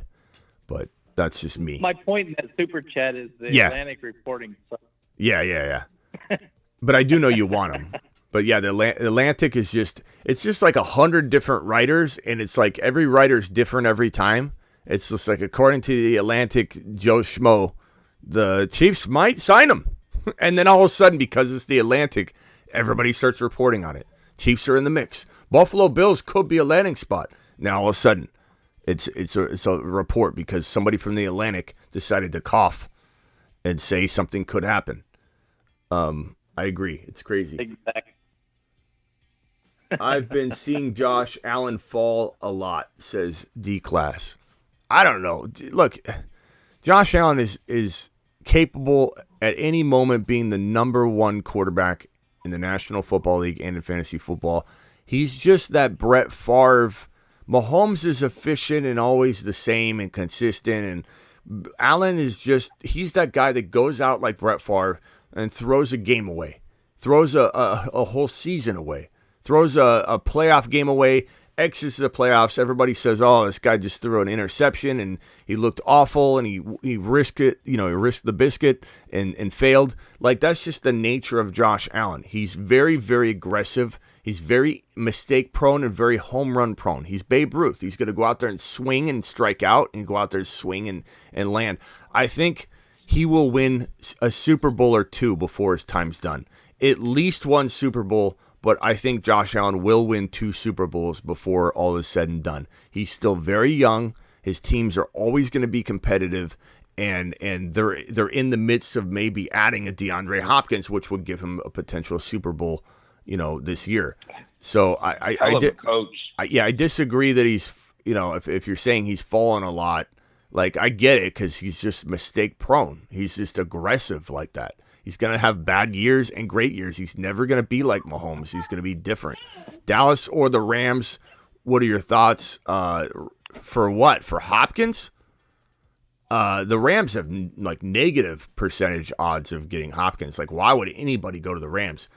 Dallas, there's definitely like the Detroit Lions, Cleveland Brown percentage chance that the Dallas Cowboys could be involved. So not impossible, but it's just a matter of Hopkins will have better choices than Dallas. Dallas is interesting, but Lamb is there. Dak's been kind of shaky. New offense. It's going to be run heavy, according to McCarthy. I just don't know if Hopkins will have that on his mind, is I guess what I would say. And Isaac with the super chat. Appreciate you, Isaac. $10 holler. All $10 hollers get moonshots. My boy Isaac dropping it strong today. D-Hop will go somewhere we don't expect. Definitely possible. It'll be like Odell Beckham Jr. going to Baltimore, and we'll talk about how bad he'll do for a week. Then folks will still draft him in the top 6 rounds out of nostalgia. Good take. Who's got the playground in the background? Go ahead and speak, and then we'll put you back on mute. Who's the one that's got? It sounds like you're at a playground. My bad. My daughter was yelling at me. It's me, Smitty. Okay. Who is this? The Patrick? All right. The Patrick, we'll let you talk, and then we'll have you go on mute. Go ahead. My bad. I got you guys back on mute. Dag, I don't have a point yet. Let me think of something good. Yeah, think about it. Come back when we're sitting here in quiet silence, and all of a sudden we hear a blah, we'll know you're ready to speak. All right. Yeah. All right. Hang tight. I apologize, man. Let's go over to Matt again, and then the phone lines are open if anybody wants to dial in. What's up, buddy? What's up? I ain't really got nothing new. You got a minute to look over my team? Yeah, hit me with it. Go. All right, let me pull it up real quick. It's on Best Ball. I think it was the Poodle, if I'm not mistaken. I don't even know how I got this team, to be honest with you. 1 second. It's your time to shine. It's your time to shine, Matt. Hey, Stevie, I agree with you on Allen. He might get to 2 Super Bowls, but winning's another story. Buffalo don't have that great a track record, 0-4 Super Bowls, so I don't know if he can win it. Well, I think that's, right, the Bengals were the same thought process, like they'll never, things change, but they definitely, he's going to be inconsistent because Josh Allen, that's his nature. He's going to be up and down, up and down. All right, go ahead. All right, so I got Daniel Jones, Murray, I got Desmond Ridder, Dameon Pierce, James Conner, Cam Akers, Charbonnet, Devin Singletary, Stephon Diggs, Amon-Ra St. Brown, Debo, Amari Cooper, Nico Hollins, Donovan Peoples-Jones, Tyquan Thornton, Paris Campbell, Kyle Pitts, Trey McBride. Yeah, not bad. I mean, I'll be honest with you. I feel like it's not my favorite team. But you got to trust your gut. And the if receivers, though, man. I went four receivers back to back. Yeah, I mean, I was trying to match Amari with Deshaun, but the pick before sniped me, and I was like, dude, you gotta be kidding me. Yeah, I mean, I like the wide receivers are good. I'll give you that. They're really, really good. But I feel like I've landed similar wide receivers and still have like a Gibbs or still have a Bijan. Like I think you could still do, like you could still somewhat kind of get that and accomplish that room. With a London maybe instead of a Debo, and somehow now you have a Breece Hall in there. So like I probably say if you had a couple other running backs that I liked, I don't like Cam Akers. I think he could be okay, but we'll just have to see. Connor, I don't like, as I alluded to earlier. I do like Dameon Pierce. That's not a bad 6th, 7th round player. I don't like Daniel Jones. Murray may not play at all this year. Ritter, I like Ritter, but I don't love Ritter, given that you might have to lean on him here. He's more of like a third quarterback, but you don't even have a second quarterback. So I would say, I don't know. I think you could do better than this. This is not my favorite team. I know you were excited about it. I'm sorry to break your heart, but No, you're good. I liked it because very seldom do you get Diggs and Amon-Ra. I haven't ever paired the two. I've never got Diggs and Amon-Ra. So when he tells me, usually Amon-Ra goes at the. I don't love Debo as a third. I don't love Debo as a third drafted player. I think he's a 4th rounder, or I don't go near him. I think Amari Cooper, I'm just not as high on Amari Cooper as other people. So, to me, it feels like this team's missing the third rounder. Like, if you were to throw a third-round player in here with this, then it would look normal to me. I feel like just Debo's hard to trust. I'm just not into this combination of all these different guys. But, sorry, pal. Hey, no, you're good. Hey, real quick, and I got to run. Did you see that picture of Tua? Which one? In training camp, dude, he's gotten big, dude. Yeah, he's put on probably 20, 30 pounds. Yeah, I don't know what to think of Tua this year, bro. All right, hey, Matt, appreciate you. Keep best ball drafting. Don't take that the wrong way. Was that Matt? No, you're good. Yeah. Go, Ron. Yeah. Hey, Matt, how many have you drafted so far in there? Dude, my wife actually got on to me because I keep drafting. Dude, it's so addicting. Does anyone else have that problem? When they got free time, they just want to do. It is, dude. Mm-hmm. I think you can kill it, Matt. That's not. I mean, to be honest, I think you could do so much better. Yeah. I was going to ask you if you were by the toilet, because I'd flush that team right down the toilet and start over again. Yeah. You never know. I have to agree with a couple good receivers, and the rest of it's just not good. I know you can do better, Matt. Yeah, Matt, I'm sorry. I know you sounded so excited. You're like, I don't even know. Matt started out with, I don't even know how I got this team. You're like, and so I'm picturing this team that's going to just blow my mind. And I was like, Matt, come on. This ain't that. This ain't that squad. Well, no, you can't. Look. The Diggs and Amon-Ra was what I was excited about, because you don't. For me at least, I never got to stack those two. It's usually a Diggs, and then you got a Garrett Wilson, which I'm not too big on. And so when I got those two, I was like, all right. And then I didn't want to go after Debo and Cooper, but I think the running backs that was left was I wasn't too big on. I think it might have been. Hey, trust your gut. Trust your gut, bro. Trust your gut. You could have got Gibbs. You could have got Naji. You could have got. You could have got. I don't think they. I don't. Could have got any of those running backs with your third round pick. I don't know about Naji. I'm not big on Naji. I just listed off three. There's got to be one that. I mean, you like Gibbs, don't you? You can go after Gibbs in the third round. I love Gibbs. Yeah, I love Gibbs, but not as a running back, not as an RB1. I just don't. Here's the thing, and I know Schmitty's going to hate me for saying this. With Montgomery there, I just don't know what his workload's going to be. Montgomery's injured, right? Because he's already nursing injury. Let me just hey Matt, let me just say this on Gibbs. I mean, I say this all the time. And it's never going to change for me. Christian Silva, I'm sorry I never got to your super chat. I'm doing that next. I'm sorry. Gibbs has nothing to do with Monty, bro. Monty, if anything, if there's a relation between Monty and Gibbs, it's that Gibbs stays healthy because of Monty. Gibbs is a receiver / running back, not a running back / wide receiver. So you're going to Christian Silva's calling in too. So Christian, I'll get to you next, and I'll attack your super chat at the same time. I apologize. But it's Gibbs is going to have nothing to do. Monty's not taking anything away from Gibbs. Gibbs is special. He's the number 12 overall pick. They almost drafted him at number 6 overall, and they rolled the dice in their mind, and they weren't dumb. People are so crazy to suggest that Gibbs is not worth a 12 overall pick in the NFL draft. Why?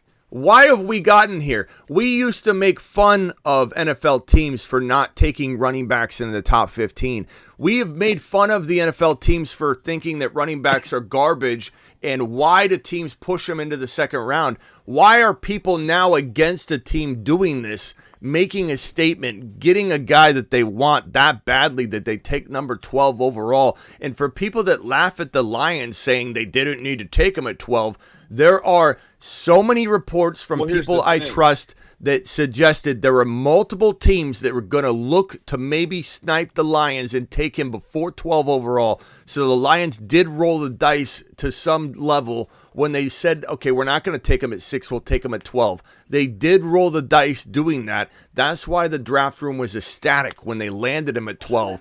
And Gibbs is going to explode. Monty has zero to do with it, bro. Gibbs is a run. Gibbs, in hindsight, will be a top 7 overall player, and people are going to be laughing their asses off. They got him in round 4 because he's going to win leagues in round 4. The reason why I'm kind of not Gibbs, I think, is a monster. I think him and Bijan both. But the way the Lions used Swift last year doesn't matter. It's not no relation. Kind of the same player. No relation. It is no relation. You're tying Gibbs to Jamal Swift. Williams, dude, he led the league in scoring touchdowns, and bro, he wasn't like you see what I'm saying. I think Montgomery's going to poach a lot of those goals. Bro, it's not the same formula. It's not the same formula. They're not the same player. They hated Swift. They did not want to use him. Just because they have a similar stature, they're smaller, that does nothing to do with that they're going to just rinse and repeat. It's a mistake. It's a mistake to act like Swift has anything to do with Jahmyr Gibbs. It's a mistake to suggest that Jamal Williams and Monty have a relation, that it's correlated, that they're just going to hand 17 touchdowns. First of all, do you know how many 1-yard tackles St. Brown endured in 2022? And they got on the 1-yard line in some crazy amount of opportunities. They were always on the 1-yard line, the 2-yard line. It was insane. There's no way Monty's even sniffing that same type of running production. But this team is not going to do what you think it's going to do and just repeat what had happened and use these players as placeholders. Oh, Swift is now we got Gibbs, and we're just going to ignore him like we did Swift. Swift was not their guy. Gibbs is their guy, and their size has nothing to do with it. Gibbs is going to be, in hindsight, Gibbs will be a top 10 overall pick in redraft. In hindsight, everybody that takes him in round 4 is going to have potential league-winning putty in their hands, and they get to just walk it as long as you land your other positions and picks. I think championship teams will consist of a lot of Jahmyr Gibbs in round 4 and Joe Burrow in round 4. A lot of championship teams will consist of those two players. They will win so many championships because of their cost of entry. I would relook at Gibbs, bro. I wouldn't look at it from the angle you have. The angle you have is very, very you're assuming a lot of things, in my opinion, that should not be tied together. Gibbs is different. Here's different. My thing. I just do running backs have burnt me a lot in fantasy by having a mindset okay, for example, I took CMC every year that he got hurt, basically, I took him first overall and got hurt. And just running backs, I'm leaning towards receivers more than I do running backs. So why not Gibbs in round 4? So why not Gibbs in round 4? If you're a wide receiver leaner, then lean wide receiver in first, second, go Joe Burrow in 3, or go wide receiver, and take Jahmyr Gibbs as your number 1 running back. That's even more like you have on this team right here. And again, Matt, I don't want you to think I'm like, attacking you or anything like that. Like, I love you, pal. No, you could say, dude, you could say anything. Okay. Dude, anything. You're nothing, Matt. You're nothing, Matt. You're nothing. I'm just kidding. Bring Matt, it on. Hey, Matt, it's all Matt, good, man. That's what the all show's I'm for. saying is you have yourself a situation here where you have Diggs, St. Brown, and even if you had Debo, let's say, and you had Gibbs in that running back 1 spot, that would be something that I look at and go, I kind of like what you're doing here. But I don't like Daniel Jones. I think you could have easily, got a Trevor Lawrence still. You could have easily got another quarterback. But my whole point is that you had mentioned Gibbs is not a running back 1. That's blasphemous on this channel. You're allowed to have your own opinion. Don't worry about that. I'm not mad about that. You can even hate Gibbs, call him a bust or whatever. But your rationale, I think is getting. I think him and Bijan both, bro. I think they're but if you thought if you really did think he was a beast, you're saying you think he's a beast. If you really did, you wouldn't be letting DeAndre Swift's misuse and what happened last year with Jamal Williams, who's not even on the roster anymore, bro. If you really, really thought Gibbs was a beast, you wouldn't say he's not a running back 1. He's a running back 1, bro. He could be a top 5 running back as a rookie. He's a top 5 to 10 running back as a rookie. I don't know. I don't know if I can let you have your Gibbs card. We've all been burnt by running backs, Matt. We've all. I got something related. That's why you gotta get the good ones and then get their backup. Later on, try to get their backup, their handcuffs or whatever. But we've all been burnt by them. But you still got to get the ones where you can. One more try. Who do you think will Algier and Montgomery? Who do you think will take more away from one another? Do you think Algier will take more from Robinson, or do you think Algier's holding Bijan's jockstrap all year, bro? What are we talking about here? No, it's not even. No, Matt. There's a trend. Matt, there's a trend here. There's a trend here, Matt. There's a trend here. Oh my God. You're talking about Bijan Robinson getting carries taken away from Algier. No, you think talking about goal line? No. Goal line touches. No. That could take away from his touchdown. No. That's all. No, that's not going to happen. No. Dude, Bijan's LaDainian Tomlinson. Bijan's Adrian Peterson. No one takes away from Bijan, bro. If he needs a break, sure. Patterson will be more fan. My fault. No, I'm gonna say I'm gonna take more away from Bijan than Algier, and that's not to say Algier is not a good player, but this is we're talking about filet mignon and Taco Bell meat. This is not even close. In the whole Monty is Monty gonna take away from Gibbs more than Algier will take away from Bijan? Yeah, let's put it that way if that's the way you need me to state it. But bro, to even question Bijan's workload or touchdowns near the goal line and even have it on your mind as a point of concern at all makes me say, Matt, you need to completely shake up the way you look at running backs. You have a pessimistic, you burned me mindset on running backs. If you're actually having you're wasting your own question and answer time on this channel to talk about will Algier hurt Bijan Robinson. Matt, running backs, you got to look at them different. I don't care. You say Christian McCaffrey burned you. How did that serve you last year, avoiding him, and then he explodes? You know what I mean? You can't just. Oh, Matt. I'm still Here's my waiting thing. for So the Ron, Smitty to walk off his ship. Ron, Schmitty, and who's the other guy on the line? We got a lot of people on the line, Matt. Yeah, what's up, buddy? So do you guys, when y'all are drafting, do you guys lean towards running back or y'all go receiver? Y'all's first 2 picks. Best. Y'all do 2 It running depends backs, where I'm receiver, or drafted what at. y'all do? Best player available. It all depends about draft placement. I'm at number 6. Go ahead, Ron. My bad, bro. No, go ahead. You haven't talked in a while. I talk too much. Go ahead. I'm at number 6 overall, so by that time, I don't feel comfortable taking anybody other than CMC, Taylor, or daggone Bijan in the first round. And those three, I'm in a standard scoring league with bonuses that helps even out receivers a little bit. But I don't feel comfortable drafting any other running backs than those three. So I go wide receiver.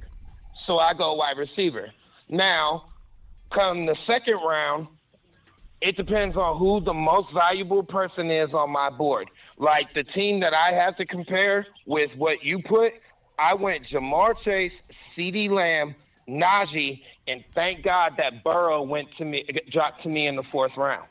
So I went receiver because they're just so much easier to get the value out of receivers than taking a chance on running backs. As far as the whole Bijan conversation, look, man, Algier is going to have zero fantasy relevance. Patterson is actually going to have more fantasy relevance as your very last draft pick than Algier, because remember, Cordero is originally a wide receiver.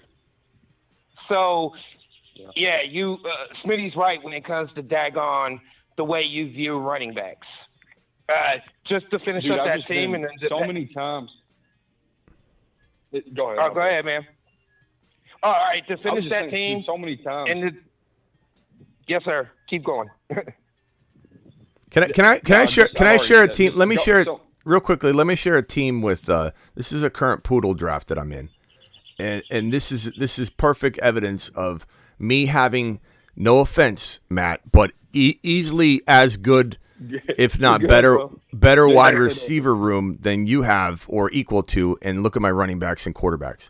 I've got Joe Burrow at quarterback. I've got Jahmyr Gibbs and Pacheco at running back. This is current. This is my current draft. I don't have any other players yet. Garrett Wilson, Amon-Ra, Kadarius Toney. Now, I regret taking Toney right now in hindsight because, potentially we could see that value fall away, and I could have got a couple other players that would have been a really nice fits there. But this right here is a fantastic team. And I feel like your wide receivers have no advantage over me. And look at my RBs and quarterback. You know what I'm saying? Like you just got to you got to learn to strike at running back at the right time. You what? Like y'all got to hear this one, and I got to hop off here. I just want to. Y'all think I'm trash now. I gotta share this one. Okay. Lamar Jackson, Kenny Pickett, Desmond Ritter, Tony Pollard, Damon Pierce, Javonte Williams, Elijah Mitchell, Raheem Mostert, Jamar Chase, Drake London, Chris Godwin, George Pickens, Boyd, Thielen, Osborne, and Mac Hollins. Evan Ingram, and then I got Mike Gesicki. I didn't get them all on there, but yeah, it's a great team. That's a great team. That's good draft. Who's your second round pick, Pollard? The one I just did, the poodle I did in the 10th spot, I picked Jarrett Wilson, Chris Olave, Najee Harris, Jamar Gibbs, Jordan Addison, George Pickens, Alexander Madison, Kirk Cousins, Freiermuth, Kincaid, Jahmyr Gibbs. Carr. What? Who's your QB though? It's Jahmyr Gibbs, Ron, not Jamar. Jahmyr Gibbs. That's what I said. Or did I say? Did we get past Bianca? Said Jamar. That's right. So, my quarterback, Kirk Cousins, Derek Carr, and Kenny Pickett. Who'd you say? My bad. Ron, who are the top two rookie running backs? Top two rookie running backs is Bijan and Jahmyr Gibbs. Jahmyr. Okay, there you go. I just wanted to test you. All right. You treat me like Denny. Where's Denny anyway? Denny, where you at? Hey, look at this. Hey, look at this, y'all, real quick. Jalen Hurts, Murray, Mayfield, Matt's trying to prove Jahmyr Gibbs, Alvin Kamara. All right. We believe you, Matt. Gibson, Matt, we believe you, and we Christian believe Watson, in you. Godwin. He's just trying to. Matt. So why'd you start out with that team that you started out with? That's so much better. Matt, it's not because. Matt, I haven't seen a lot of digs in. Matt, you keep saying that, but that doesn't make the team good. But Matt, it is funny though that you did start off by, wait do you all look at this team? Like you took like the biggest dump in the world, and you wanted the whole family to come in and see it before you flushed it down the toilet.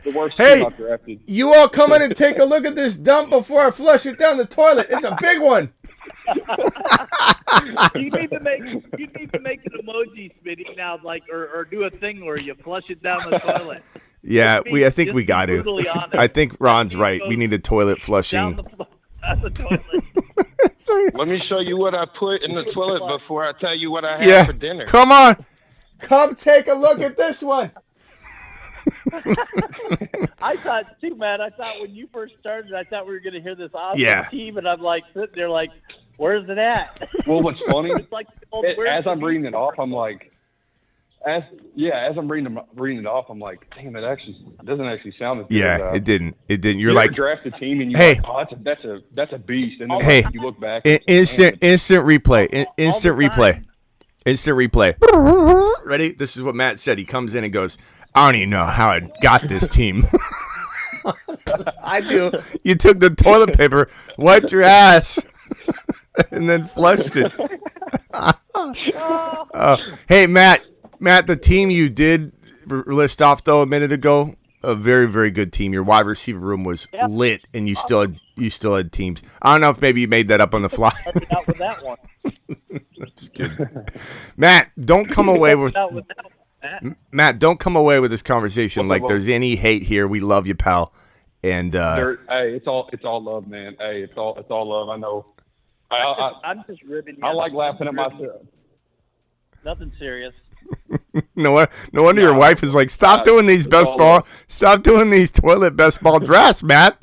If you're gonna do best ball drafts, draft that Jamar Chase, Jahmyr Gibbs team. Then I'll put some more money in your underdog account. Yeah, if you're just gonna flush it down the toilet, drafting. Look at Denny with the wrestling terminology. Oh. Hey, are you guys, Smitty? You doing a draft tonight? What's tonight? What's today? Friday. Friday. Yeah, Friday. Yep, draft night, Friday.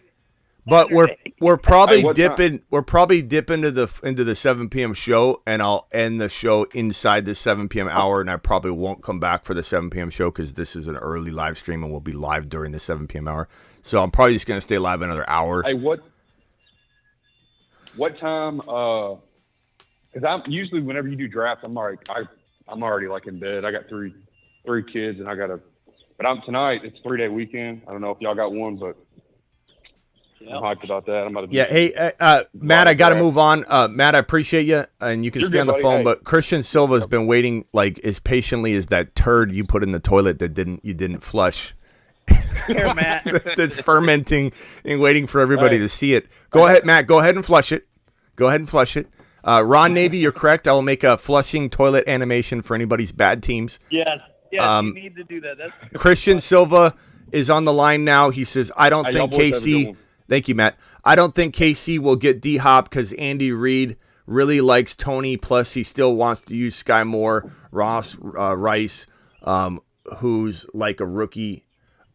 Christian, I'm so sorry it took me so long to get to your Super Chat. I don't want to detour you away from Super Chatting in the past, so I'm going to take a lap on that one. I would like you to elaborate on this and tell me more about what you're thinking here. Oh, well, I mean, I had a quick question before I elaborate on that. Sure. I can't seem to get rid of, who is it? Josh Jacobs in one of my leagues. I don't think anybody wants him. Yeah, nobody probably does. Are you at? It sounds like you're on like you just jumped off a diving board or something. What is that? Where are you at right now? Oh no, it's I'm at work. That's why I was so patient. I didn't really mind. Okay. I'm working. What line of work is it? What kind of work do you do?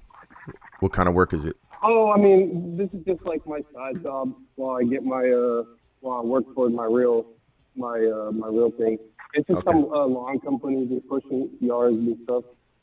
Okay. Like, hey man, nothing makes me more happy than when hardworking people that are out there doing a job have their earpiece in and they're listening to the show, and it's like a big part of moving your day along. So I appreciate that. That means a lot to me.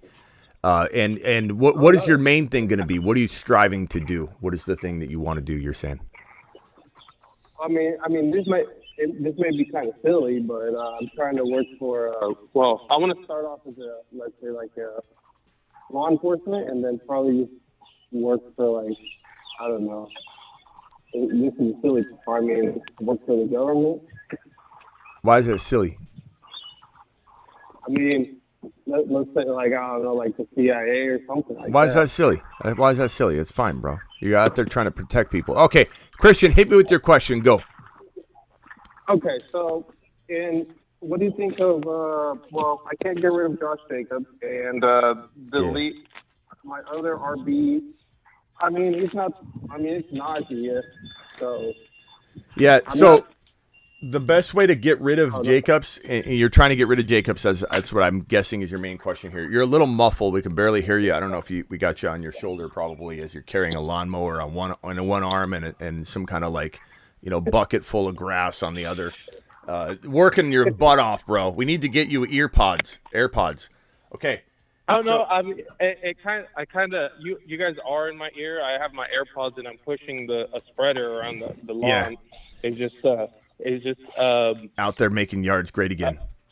He's out there making yards great again. Love it. I love it. This guy's out there working hard. Got us in his ear, and he's out there. He's out there. Where's my animation for this? Hold on. He's out there making yards great again.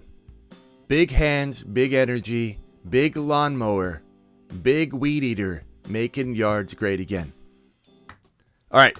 As for how to get rid of Jacobs, you send Jacobs for a wide receiver, my guy. Or you're in a dynasty league, right? It's dynasty? Yeah, I'm a two QB dynasty. But here's the thing. I don't really need any more wide receivers because I already have Justin Jefferson and Jamar Chase as my wide receivers. Okay, so this is what you got to do. It's not going to be easy. I'm not saying anybody's going to give up Jahmyr Gibbs very easily, but Jacobs plus a first rounder, Jacobs plus something. I'm going to start attacking, getting rid of Jacobs in multiple, like a package deal, because no one's going to take Jacobs by himself. Nobody. Because he's got Jimmy G having foot surgery. He's going to be facing 8-man fronts. You're not going to get what you want if you're going for an RB. If you're going for a wide receiver, what you don't want to do, I could help you out a little easier with ideas. But if you're going after an RB, it's going to have to be Jacobs plus the first. You're going to have to get somebody to accept Jacobs as a potential still top 10 running back. And if you give up first rounders, I don't even know if I'd give up multiple first rounders. But I'm certainly going to try and get like a Gibbs. Another player you could go get using Jacobs would probably be, Naji is, you said you have Naji already. Walker is very tradable right now in fantasy, especially if the owner doesn't own Charbonnet. They're in panic mode. I'd probably do this trade as well. I'd probably go get Walker. I think Walker and Gibbs are probably your best bets. Gibbs is probably a lot harder to get, but the fact that Gibbs is a fourth rounder and redraft still, or 3.12 to 4.2, that tells me that people are still not fully buying into it. And look at Matt. Matt said he loved him, and he said that he didn't trust him as a running back one. So there's still a lot of doubters out there. That's your way out of this, bro. Otherwise, you trade Jacobs straight up in addition to a quarterback to upgrade your QB2. I don't know who your two QBs are, but giving somebody a free Jacobs might make them intrigued into trading down and giving you a Fields, giving you a Joe Burrow, by throwing Jacobs in. I could, I could just name the whole lineup if you want. No, that's right. No, okay, cool. Justin Fields and Aaron Rodgers are my two QBs. Okay, you got good quarterbacks. I would use Jacobs, bro, to go get. Who's your tight end? Is it tight end premium? My tight end is T.J. Hawkinson. T.J. Hawkinson, that's good. Okay. Yeah, bro, I don't know. The other thing you could do here. Yeah. Hey, who's the Kincaid owner have at running back? Kincaid. Let's see. This is another approach I love to do.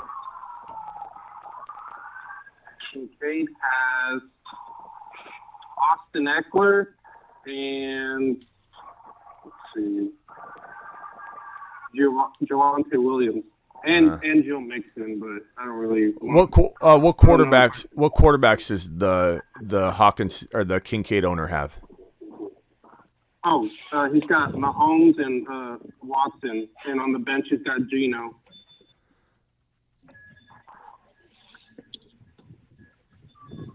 I'm just spitballing here. I don't know. This is what I don't know that Mahomes,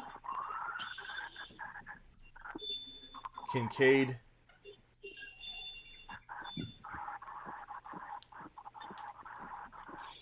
A-Rod, Jacobs, Hawkinson.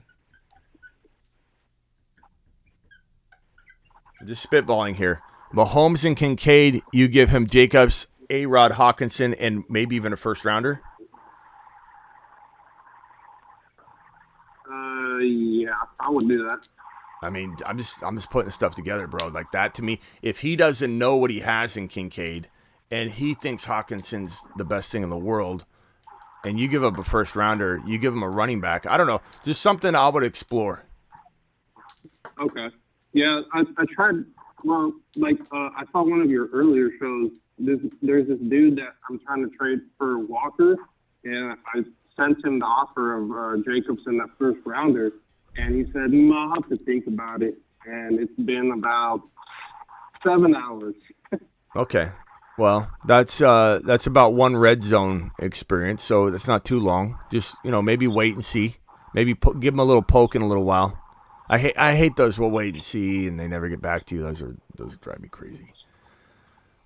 And then, I was going to ask you this. Would you trade Jacobs for Swift?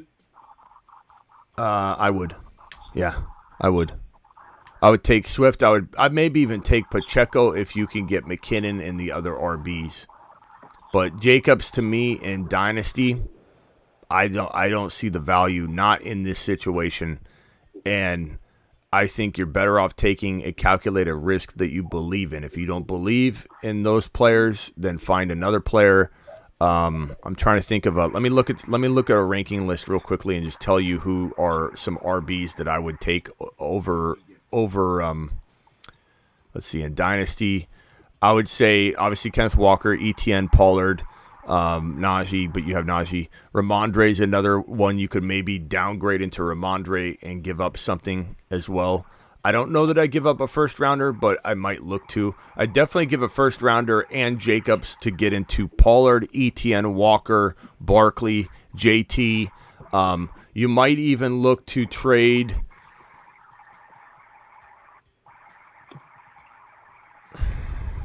Man. Yeah. I mean, I would give the world to turn him into Gibbs. I would give I would give so much to turn him into Gibbs. Well, and that's what I wanted to do at first. I wanted to try to get Walker or Gibbs, but unfortunately, the owner of Walker also has Gibbs. And well, when we were doing the rookie draft, he had the 1.1 and he drafted Gibbs. So Bijan fell for the 1.2. Jeez. Well, I had the 1.3, so. Oh, that sucks. Need a video on how to deal with no offer responses. Hey, Smitty, what do you think about something? Now, it's a little bit hard because I'm not that experienced yet at Dynasty Leagues, but would it be possible for him to do something with Jacobs to say, send Jacobs for a future running back like Kendre Miller and daggone, and then a down the road receiving option like say Tillman with Cleveland or no, that's not enough. That's not enough at all. I'm not saying I don't like Kendre Miller. For Jacobs? Jacobs can get you so much more than Kendre Miller. Like that's not enough. No, I'm saying. That's what I'm saying. Like, what about moving him for, say, 2 prospects? Yeah, 2 prospects, but not Tillman you'd have to get like a Tillman and Miller. No, why wouldn't that be good when Tillman might be wide receiver 2 for Cleveland? Kendre Miller might end up being the starting RB for however long Kamara. I'm not saying that Kendre Miller can't be better than Jacobs all by himself later, but the fair market value of that is not is not even close. Like Kendre Miller is cheap, bro. So it's not about do I like him. It's just that you can get so much more fair market value. Just because a stock is going to go up to let's say the stock of company B is going to become $100 a share a year from today, but it's worth $5 now. You can't just trade $100 share for that because it'll be worth something. Like Kendre Miller's got such little value right now that you could maybe get like a neither does Jacobs. You could get like a well, he's got way more value than that. You could get like a London in Kendre Miller for a Josh Jacobs. There are a lot of people that don't see Jacobs on the decline. There are a lot of people that don't see that. They think Jacobs is going to have this unbelievable year again in this situation and that he might be relevant for 3 or 4 years. So you just got to find the right trading partner.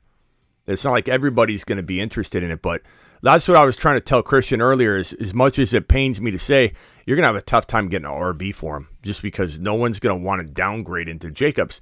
But if you go cross position like what the Patrick's saying, but I think you need to get more of a player than that. But if you go get like a Kendre Miller and a London, who London's very doubted by a lot of people. I mean, he's going in the 5th and 6th round in redraft. In Dynasty, he's going higher, but I would venture to say that Jacobs is probably still drafted ahead of London in Dynasty startups, which is a mistake, but it's still happening. We had a guy last night call in that took Jacobs in the 3rd round in a Dynasty startup, and I'm like, what? So over Gibbs, it was over Gibbs. Drafted him over Gibbs in a Dynasty startup. Drafted Jacobs over Gibbs. It was crazy. So there's definitely ways. And like Goose is saying here, Jacobs hitting his prime at 25. There are a lot of people that are going to be interested in Jacobs. Just not the whole league.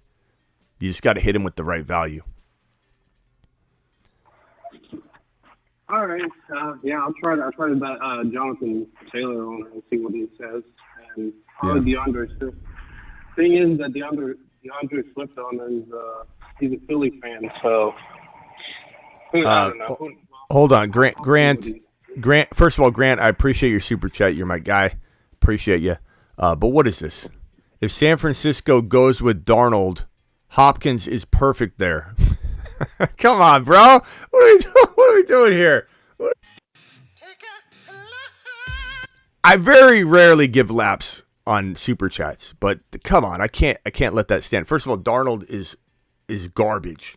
Garbage. He's not the answer to your San Francisco dreams. I'll tell you that right now. Number 2, why would Hopkins be perfect with Darnold? I don't understand. Hopkins wants nothing to do with mediocre quarterback carousels, and this situation is not great right now in San Francisco. Just because the Niners have one of the best offensive weaponry lineups in the NFL, period, and the best defense potentially in the NFL, period, doesn't mean the quarterback situation's on point here. And it's just, bro. Justin, try one more time. Christian, appreciate you, Grant. Regardless, I appreciate your super chat. Christian Silva, appreciate the super chat. Appreciate your question. And you can hang on the line here if you got follow-ups. Matthew Boyd dropping a $5 holler. I just want to make sure everyone knows that wasn't the same Matt who predicted he would win the league, says Matt Boyd. Okay. Yeah, Matt's making sure that he's not the other Matt. That's offensive to the other Matt. You're talking about, he wants to clarify that he's not Toilet Bowl Matt. This is Matthew Boyd Matt. Okay, you definitely super chat worth dropping. I love it. I love it. That's my favorite super chat of the day. Guy super chatted just to make sure everyone knew he's a different Matt. And I don't want Matt the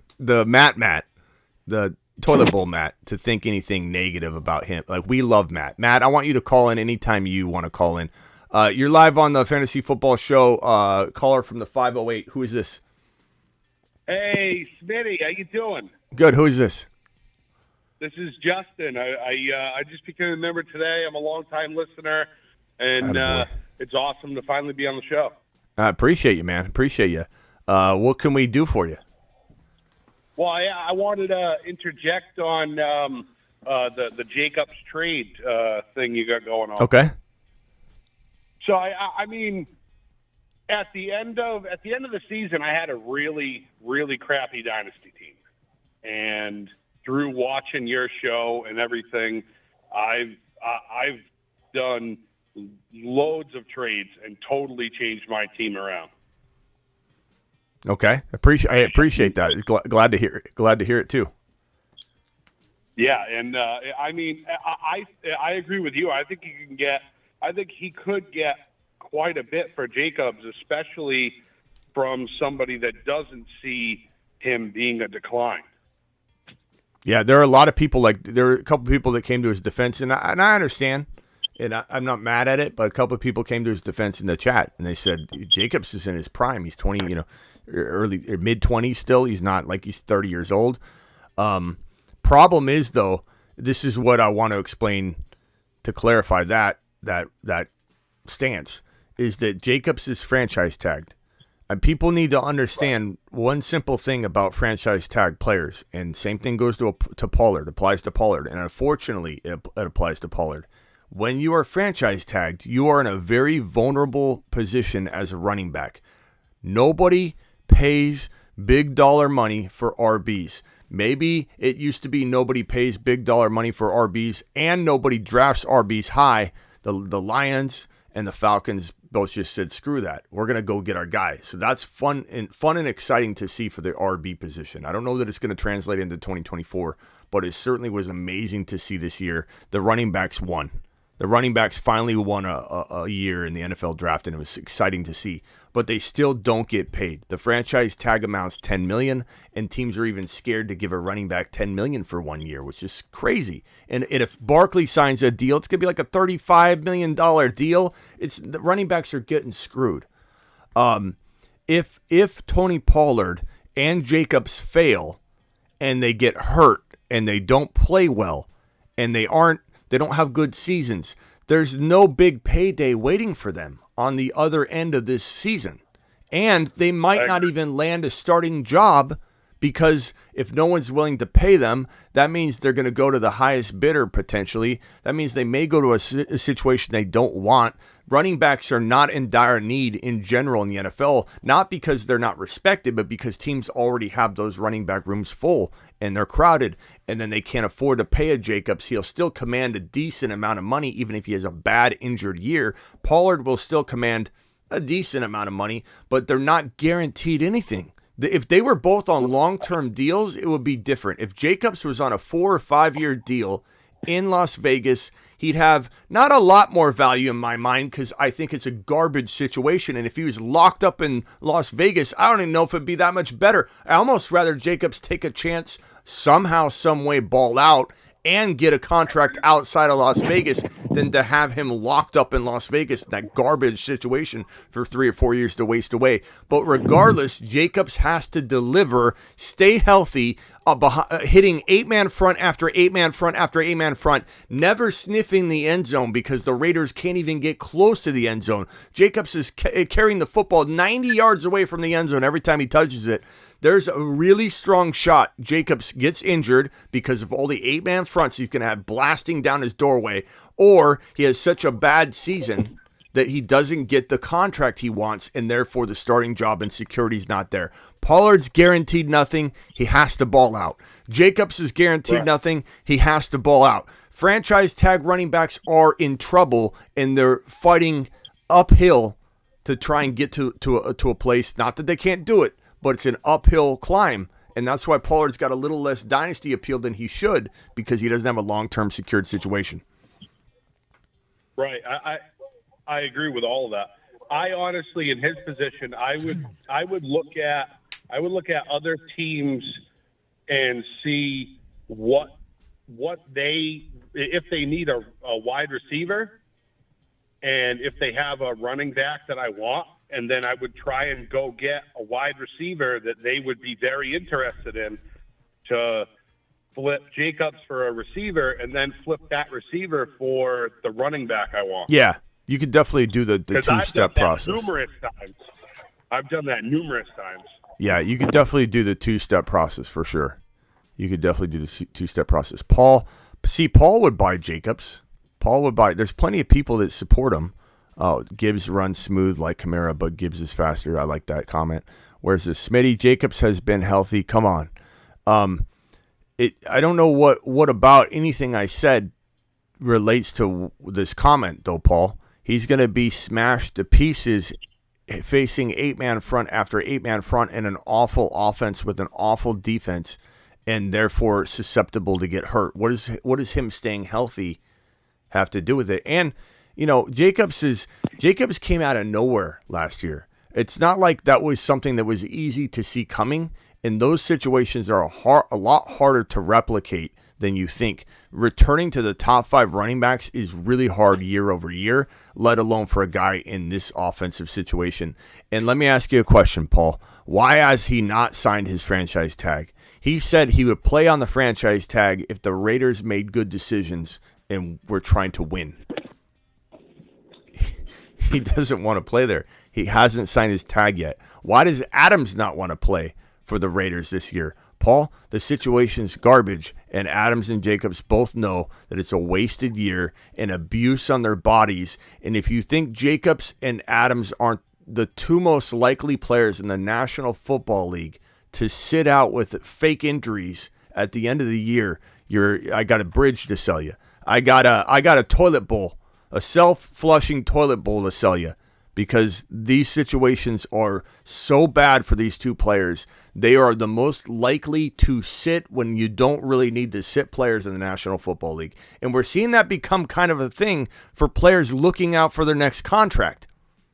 And I don't blame them, but it is crap. But we're going to see potentially, like Lamar Jackson sat out. And he definitely had a reason to. His PCL was pretty mangled. And I still worry about Lamar's PCL injury because he had almost a grade 3, which will require surgery. A grade 3 PCL, your PCL's in the middle of your knee just like the ACL. A grade 3 is a stretch to a degree where your knee's got a little lax, and it's not like it just tightens up.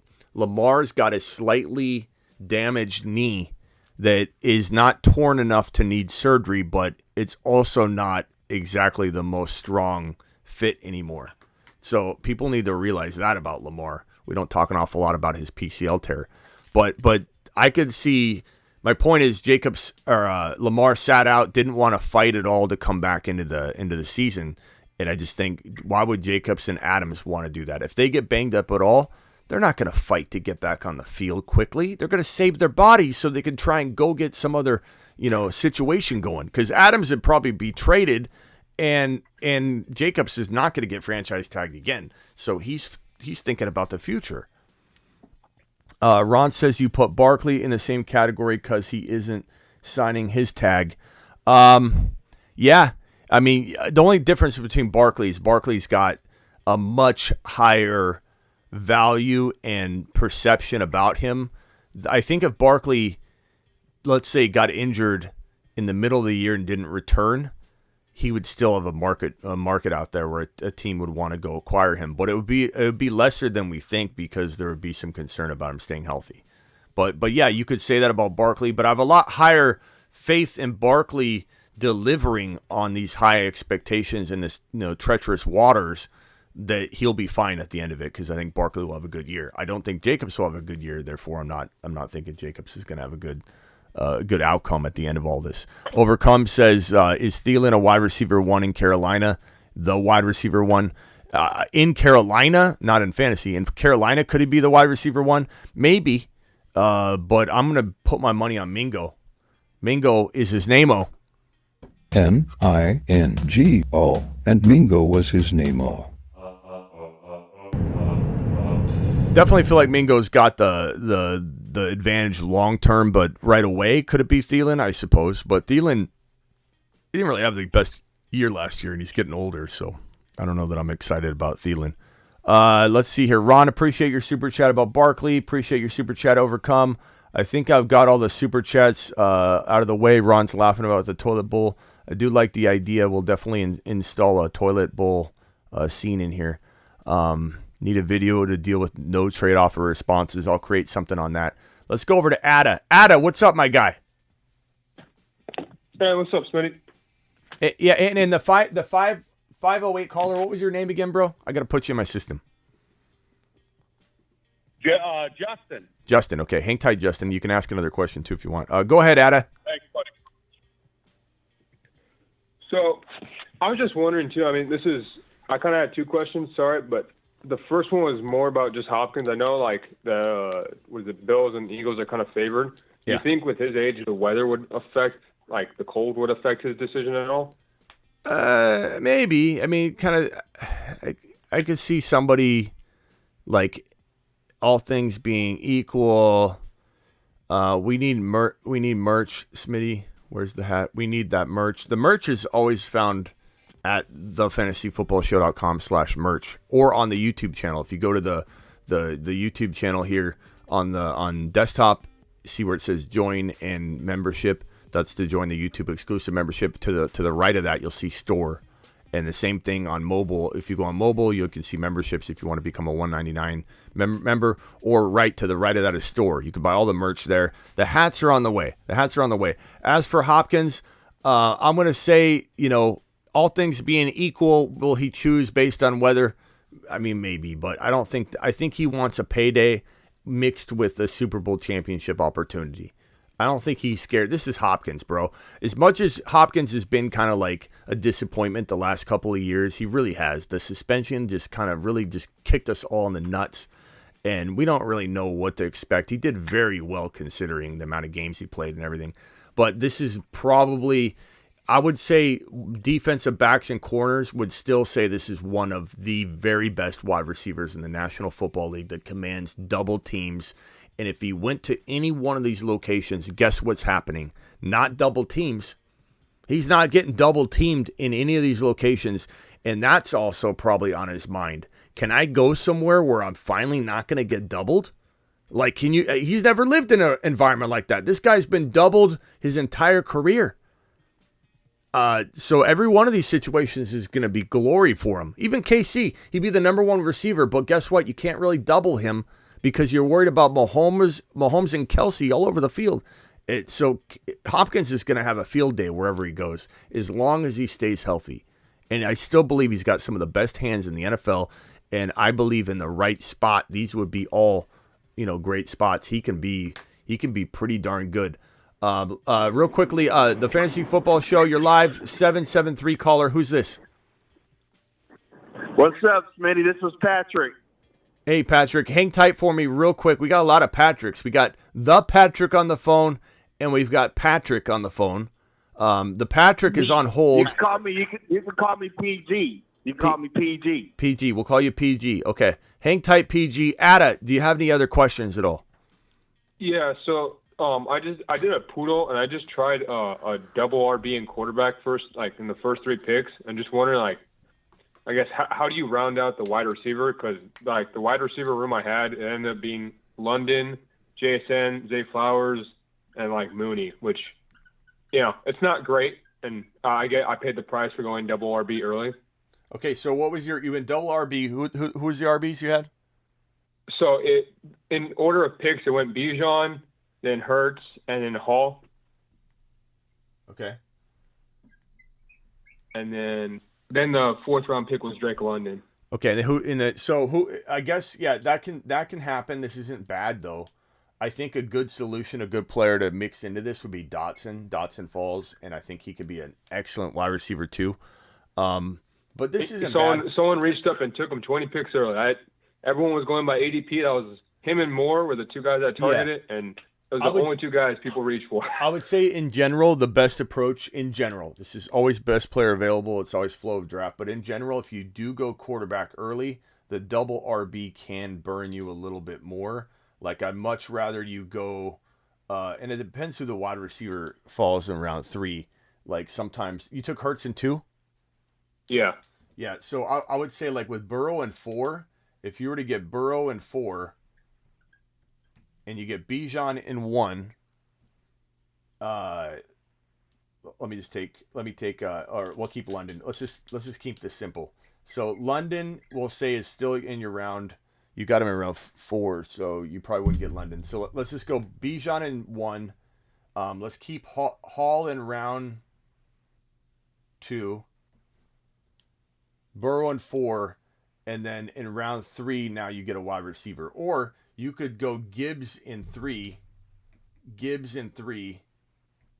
and then in round number 2, you can now get an Olave or St. Brown or someone like that. I think just in general, if you're gonna go 2 RBs, it ends up screwing you. This would be a more balanced approach that I like better, with the still getting the quarterback, early, but just getting him later. If you're gonna go 2 RBs though, maybe just don't go quarterback early. Maybe just go wide receiver.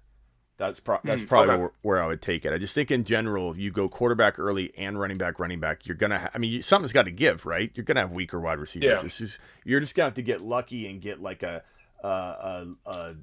London in 4, and then somehow, or Watson in London. Like if you can get like a Watson in London in round 4 and 5, which is not easy to do, but it just depends who you're drafting with. It almost happened. Watson went the pick before me in round 4. So I had to reach for London, but yeah. So like, basically, you're hoping for the perfect draft. You're hoping that Hurts falls to 3, Watson to 4, London to 5, Bijan 1, Hall 2, or swap these, Hall in 3, Hurts in 2. Like you need the perfect draft to fall wide receiver wise, and you throw in a Dotson, and then I love that team. But Dotson. Pitts was my 7th round pick too. That's why I didn't get a receiver there either, because I got Pitts. Yeah, but this isn't a horrible start. Bijan, Hall, and Hurts. It's just it does make it a little tough. All right, hey, hang tight. Let's go to the Patrick, and then we'll go to the other Patrick. So the Patrick, what's up?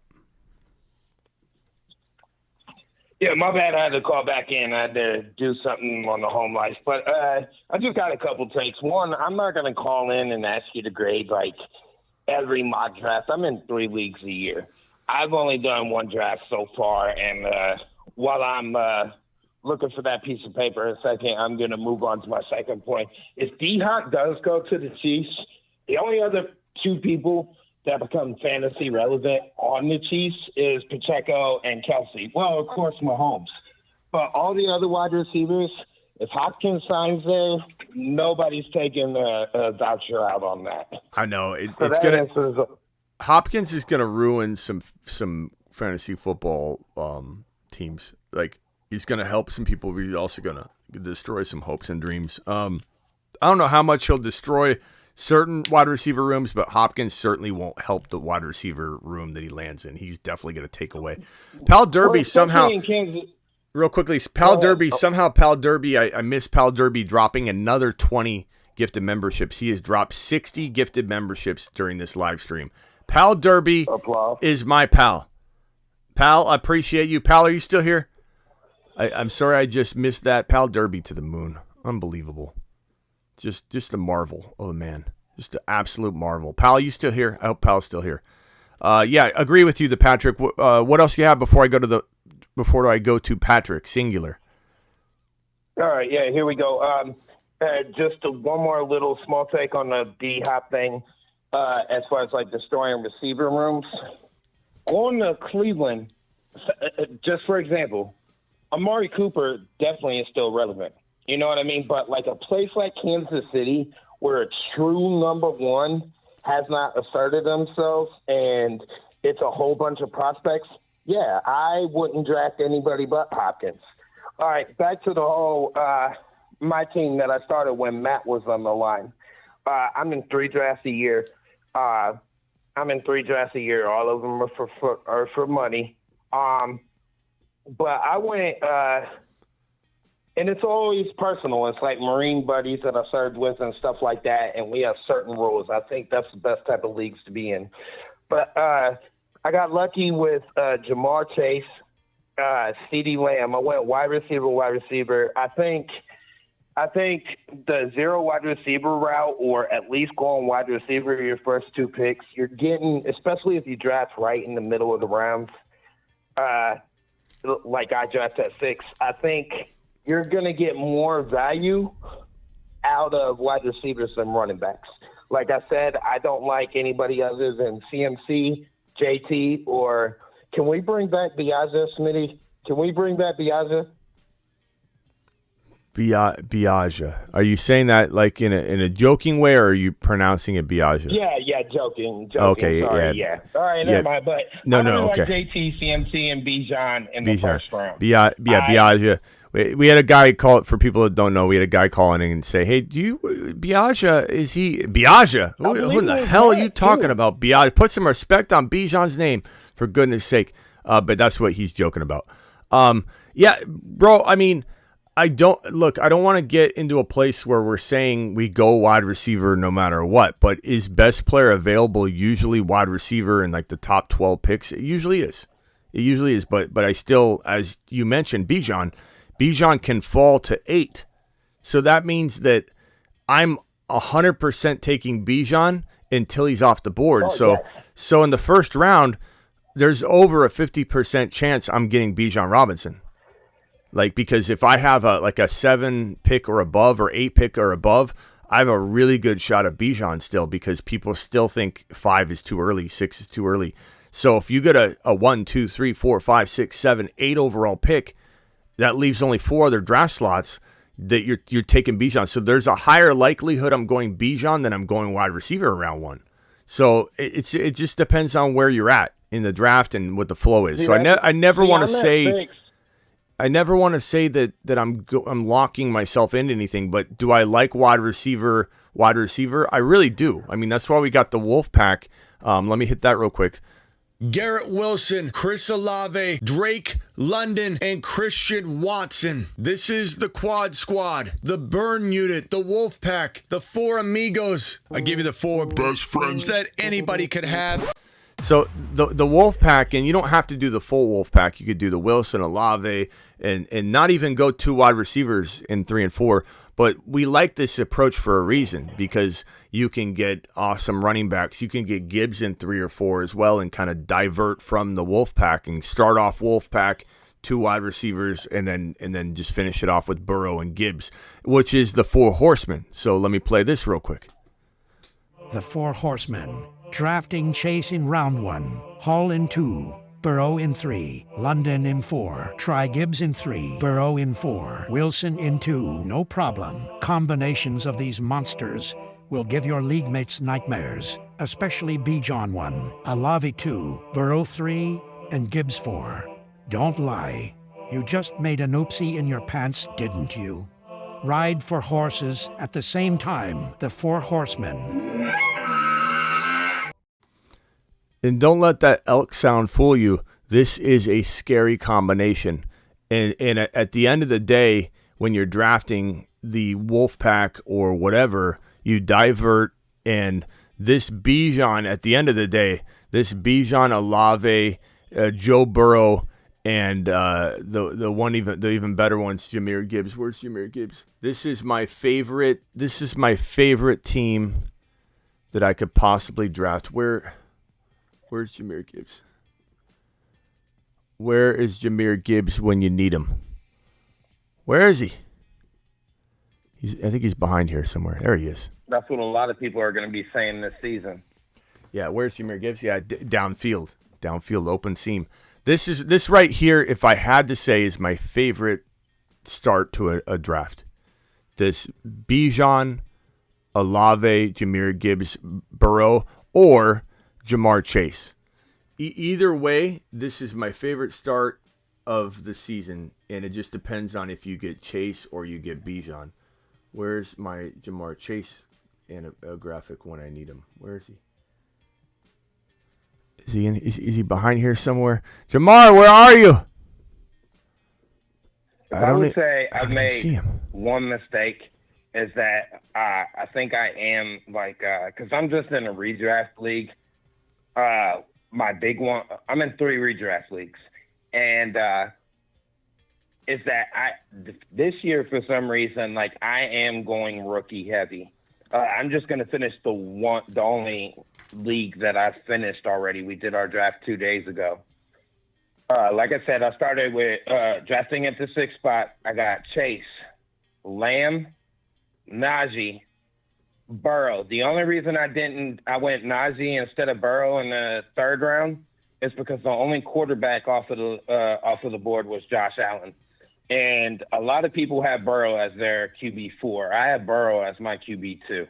So, yeah, Chase, Lamb, Naji, Burrow, Pacheco, Rashad White, Robinson Jr., Njoku, Zay Flowers, Jonathan Mingo, Kendre Miller, David A-Chain, and Rashawn Johnson, Sky Moore, and Cowboys. I got you, pal.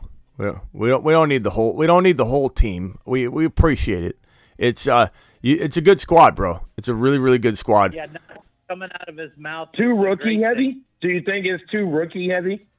No, I mean I love rookies, so I'm not going to say too rookie heavy, but I will say that nobody can give me a 4 better players than this combination here. Whether it's Bijan or Chase, depending on your draft slot. If you're drafting at the top, then you can get Chase. If you're drafting like anywhere after Jamar Chase, and you get Bijan. This is the best start to fantasy football 2023. Dynasty, redraft, doesn't matter. This right here, the Bijan or Chase with the Lave, Gibbs, and Joe Burrow. Absolute smash. Nothing compares to it. Naji over Gibbs. I disagree. I think my first 4 contends right with you. I mean, I'm not saying it doesn't contend, but I take Gibbs over Naji all day. But it doesn't mean I don't like Naji. Naji's a 4th rounder, and he's a steal in the 4th round. But Gibbs is also a 4th rounder sometimes. Steal in the 3rd.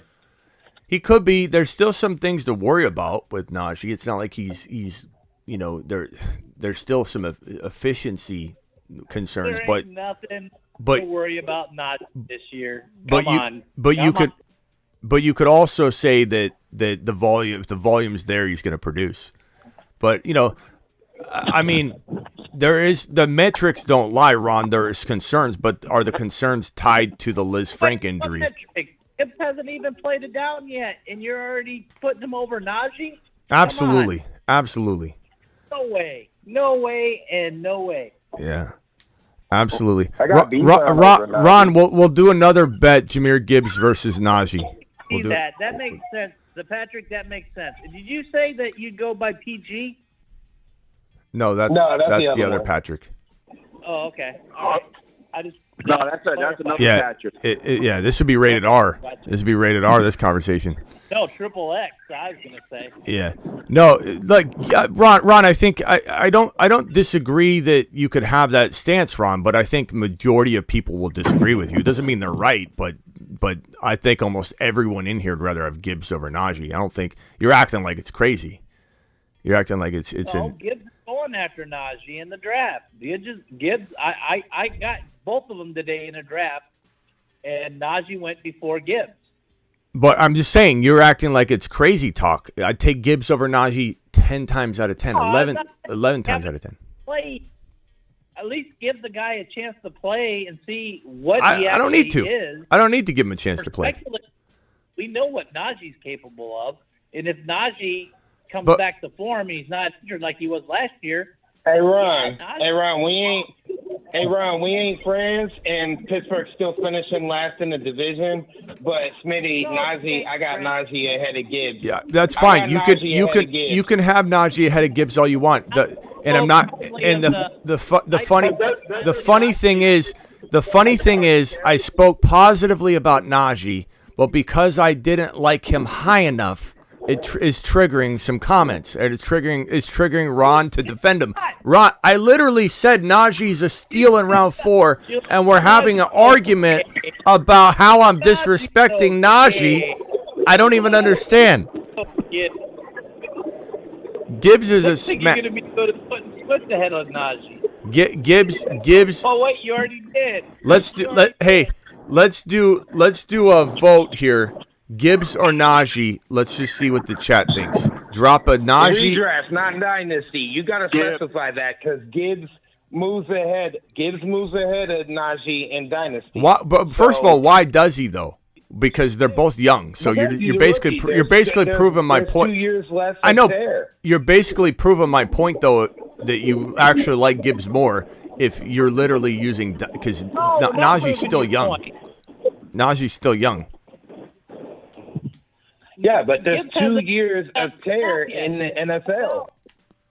We're speculating. Okay, but let's drop in the chat Naji or Gibbs. Let's for 2023. Well, of course, they're all going to say Gibbs because you promote Gibbs. I don't know. But Ron, you're so shocked at my take, but yet you're saying you're of course going to see a lot of Gibbs. I don't understand how it's that crazy of a take. Then I don't know. The funny, I got Gibbs ahead of Naji in Dynasty. The funny thing is, I was positive about Naji. But Ron still had a problem with it. I was positive about Naji, and Ron, you still had a problem. Of course. That was coming. Okay, but here's what I'll say about Naji. And Ron, it's baked into his value, so that's why I like Naji in the 4th round. But he has some of the most worrisome metrics, and you could attribute it to the Liz Frank injury, and that's what I've said over and over.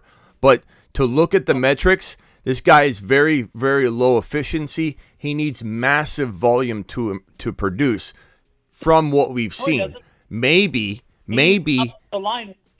Yeah, maybe, and those are all maybes, but maybe the offensive line improvements, maybe no Liz Frank injury with offensive line improvements are going to have us see a guy that actually is better than any of us ever have seen before. That's in the cards, and that's why I like him in the 4th round. But Jahmyr Gibbs, in hindsight, will be a top 10 overall pick. In hindsight, I'll say, holy shit, we should have taken him top 5 to 10. Top 5 here. Okay, well, Ron, let's do a little friendly right on my forehead wager, whatever, of Gibbs versus Naji, because I think Gibbs is going to blow him away. Let's put our money where our mouth is this time. Come on, let's do it. Let's do it. All right, I'll easily bet you. I'll bet you $50. We'll just do straight cash $50 bet. Gibbs. Fair. Let's do it. Yeah. Put it on the board. Okay, on the board. Gibbs, we'll do it this time. We'll just do a straight across bet because Ron's always dropping super chats and stuff. $50. Gibbs versus Naji.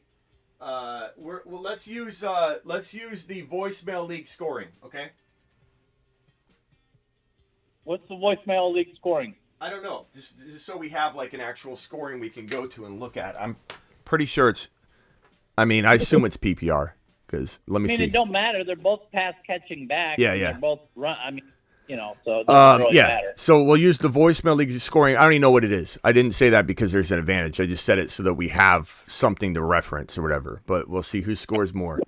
Gibbs is just, in hindsight, he's going to be a top 10 pick. In hindsight, Pal Derby, appreciate you. Pal Derby says, my pleasure. Pay it forward. Pal Derby dropping 60 gifted memberships. Absolutely amazing. Can I get in on this, but add an option, and I'll put $50 in too?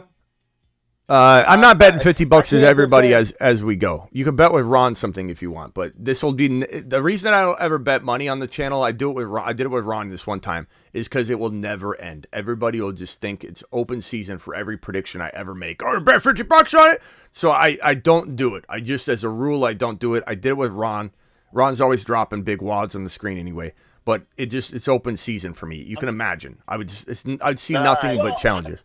Hey Ron, I got Naji in front of Gibbs, but I got Chubb in front of Naji. So if you didn't want to do the money part of it, we could always do no, I don't mind Gibbs jersey. No, I don't mind. I don't mind doing that. I'm just saying, like, I can't. Everybody's gonna call in and try and challenge everything I say, and it's like I can't. Especially when I do bold predictions. No. It's like I'm not betting hundreds of dollars on everything that comes out of my mouth. but this one's easy for me, and I'll have a little fun with it. Gibbs is gonna go to the moon. I like Naji. It's just there's a reason he's in the 4th. Year, but Naji, he's not gonna do better than Naji. There's a reason Naji's been falling in the 4th round. People are skeptical that all of it's going to come together, but it's exciting because 4th round value I know his true value. It's baked in. The risk is baked in, but there's enough risk that he's a 4th rounder. Hey, take a screenshot of this Smitty. Swaggy's saying Gibbs greater than, so Swaggy's actually agreeing with you. You better screenshot it because that doesn't normally happen. I'm surprised Swaggy didn't say I said this to you, Smitty. I told you, I predicted this when I was born. I came out of my mom's womb. saying Gibbs is better than Naji, Smitty. You're late to the party. I'm the one that says this.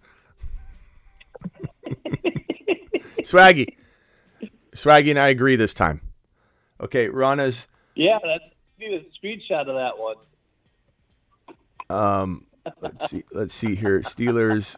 Yeah, I mean it's funny because like Ron, if Ron is ever susceptible on a bet or anything, it is something Steeler related. His heart is definitely all in no matter what. But hey, I'm all in on my bold predictions, so you could say when the he same was thing. in last year, I told people to get rid of him. Don't take him. And then later on in the year, he started making a comeback and looking really good. So, and what they did with the offensive line, I'm back all in. He did play well at the end of the year. That's why I think we're all excited. But I think we're all the people that are excited, the people that are investing, are still a little bit worried that we're looking at a player that requires massive volume in order to get the numbers. And maybe that's different. Maybe, Ron, the offensive line and everything, Pickett spreading the ball around and stretching the field, maybe it's all going to come together. That's what people are hopeful for. It's just, I think it's reasonable to be a little concerned. Yeah. Prime says Naji doesn't fit into the continuum machine. Yeah. I got Naji over Gibbs, but Chubb's going to smoke check both of them. Well, Chubb's got a lot of. Doing awesome last year. What happened? He fell right off the cliff and didn't do nothing when Deshaun Watson showed up. Deshaun Watson showed up and he had 0 rushing touchdowns after dominating the league. Look, Chubb was on pace. The season was a wash. They needed to get Watson those reps. Okay. I hear you. But what evidence do you have that worked and that you're just going to walk into 2023 and it's going to have like an effect? Like everyone says that, oh, Watson's going to come in stronger this year. I mean, I'm not saying it's not possible, but what evidence do you have that this debacle of a situation where you have this offense just slow to a crawl, you had the best running back in football, Chubb was blowing everyone out of the water. Chubb had so many rushing touchdowns in the first half of the season. He was on pace for like 87,000 touchdowns. And then Watson comes in and Chubb scores 0 rushing touchdowns. For how many games did Watson play? What was it, 6 games? 0 rushing touchdowns once Watson got in there. I don't think you can say, oh, it's all going to just get pieced together and fixed. There's some concerns here, bro. There's concerns about Chubb. No, I got a question for you. I'm going to use your own take against you from earlier in the show. Sure. You own a company. You just made a $230 million investment. Are you going to eventually see what you got in that investment? Or are you going to go with a proven commodity and still not know about the thing that you just put all your money forward? I don't feel had here. Was a wash. Our season was a wash. We just invested all this money in Watson. Eventually, you're going to have to knock that rust off, put some WD-40 on the damn joints, and make it happen. So, yes, the season was a wash.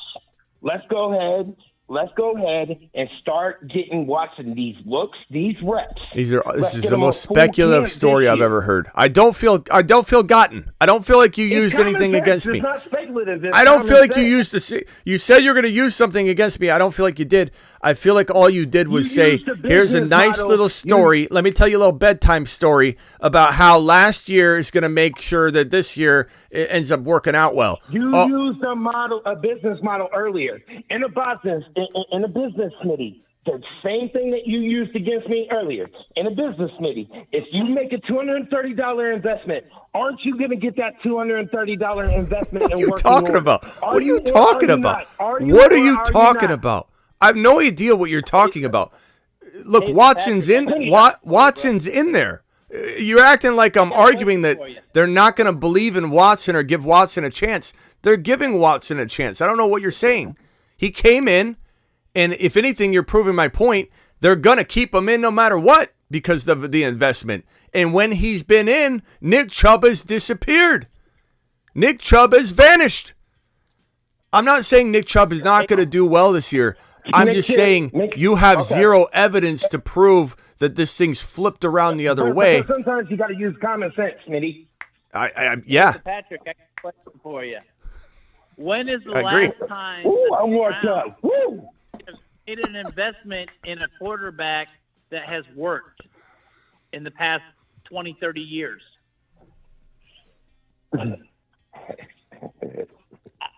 Enough said. Patrick? When's the last Hello? time the Pittsburgh Steelers? When's the last time the Pittsburgh Steelers made a quarterback investment? He goes to the Steelers. He goes to the Steelers. Ben Roethlisberger was the highest paid quarterback in the league for a lot of years. He goes straight to the Steelers. And daggone, you got one ring out of the 20 years. Hey, Collusion, you still here? I can say 6 out of 8 Super Bowls. 8 times in the Super Bowl, won 6. How many can you say? None? Hey. As far as world championships, the Browns has 8. If you want to go back to the heyday, homie, we can do it, and we outnumber you. Hey, let's do it because we got 8 world championships. Okay, first of all, hey, real quickly, as order in the court, as moderator here, you have completely diverted. This is an objection. This is not relevant content or information that the Patrick's inserting into the argument. This is not something you can tie to this case whatsoever. There's nothing about the Pittsburgh Steelers that have anything to do with this argument whatsoever. So I'm going to go ahead and have the jury retract that. Pretend you never heard it. Okay? Disregard what you just heard. Bye, Ron. The question at hand is what evidence do you have for the court that Deshaun Watson's flipped the script? Just logic? You said logic. You called Your Honor. You said to Your Honor that I'm not using, sometimes you got to use logic. Explain the logic to me. What is Deshaun Watson proven, other than getting paid $230 million? What has he proven that Nick Chubb's going to reemerge? Because last time Watson showed up, Chubb disappeared. So give me some evidence. But you're taking 2 variables and you're combining them into one. The point that I made is because of that investment in Watson, you have to get that investment right. Go back and watch the first game that Watson came back, Houston Texans, a debacle of a damn game. That special teams and defense let us off the hook and get the win. But look at every game that Watson played. Did he not elevate and get better every single game? Did he not? So my point, if you're trying to take Nick Chubb and put Deshaun Watson and use them as the same variable, you can't do that. What my initial take in this and why Nick Chubb fell off is because it was more precedence for the Cleveland Browns to take their $230 investment and make them and see what they got and start knocking off the rust, start oiling the joints, and start sending that in an upward trajectory rather than a proven commodity like Nick Chubb. So why didn't he reemerge at the end of the year? Because I got a question. A quarterback that was out of action for the better part of 3 years, daggone, is 6 games enough?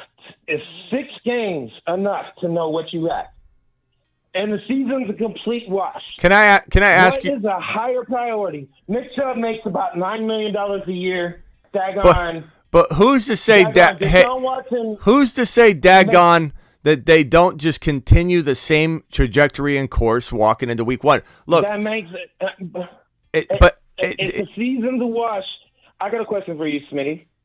When the season is a wash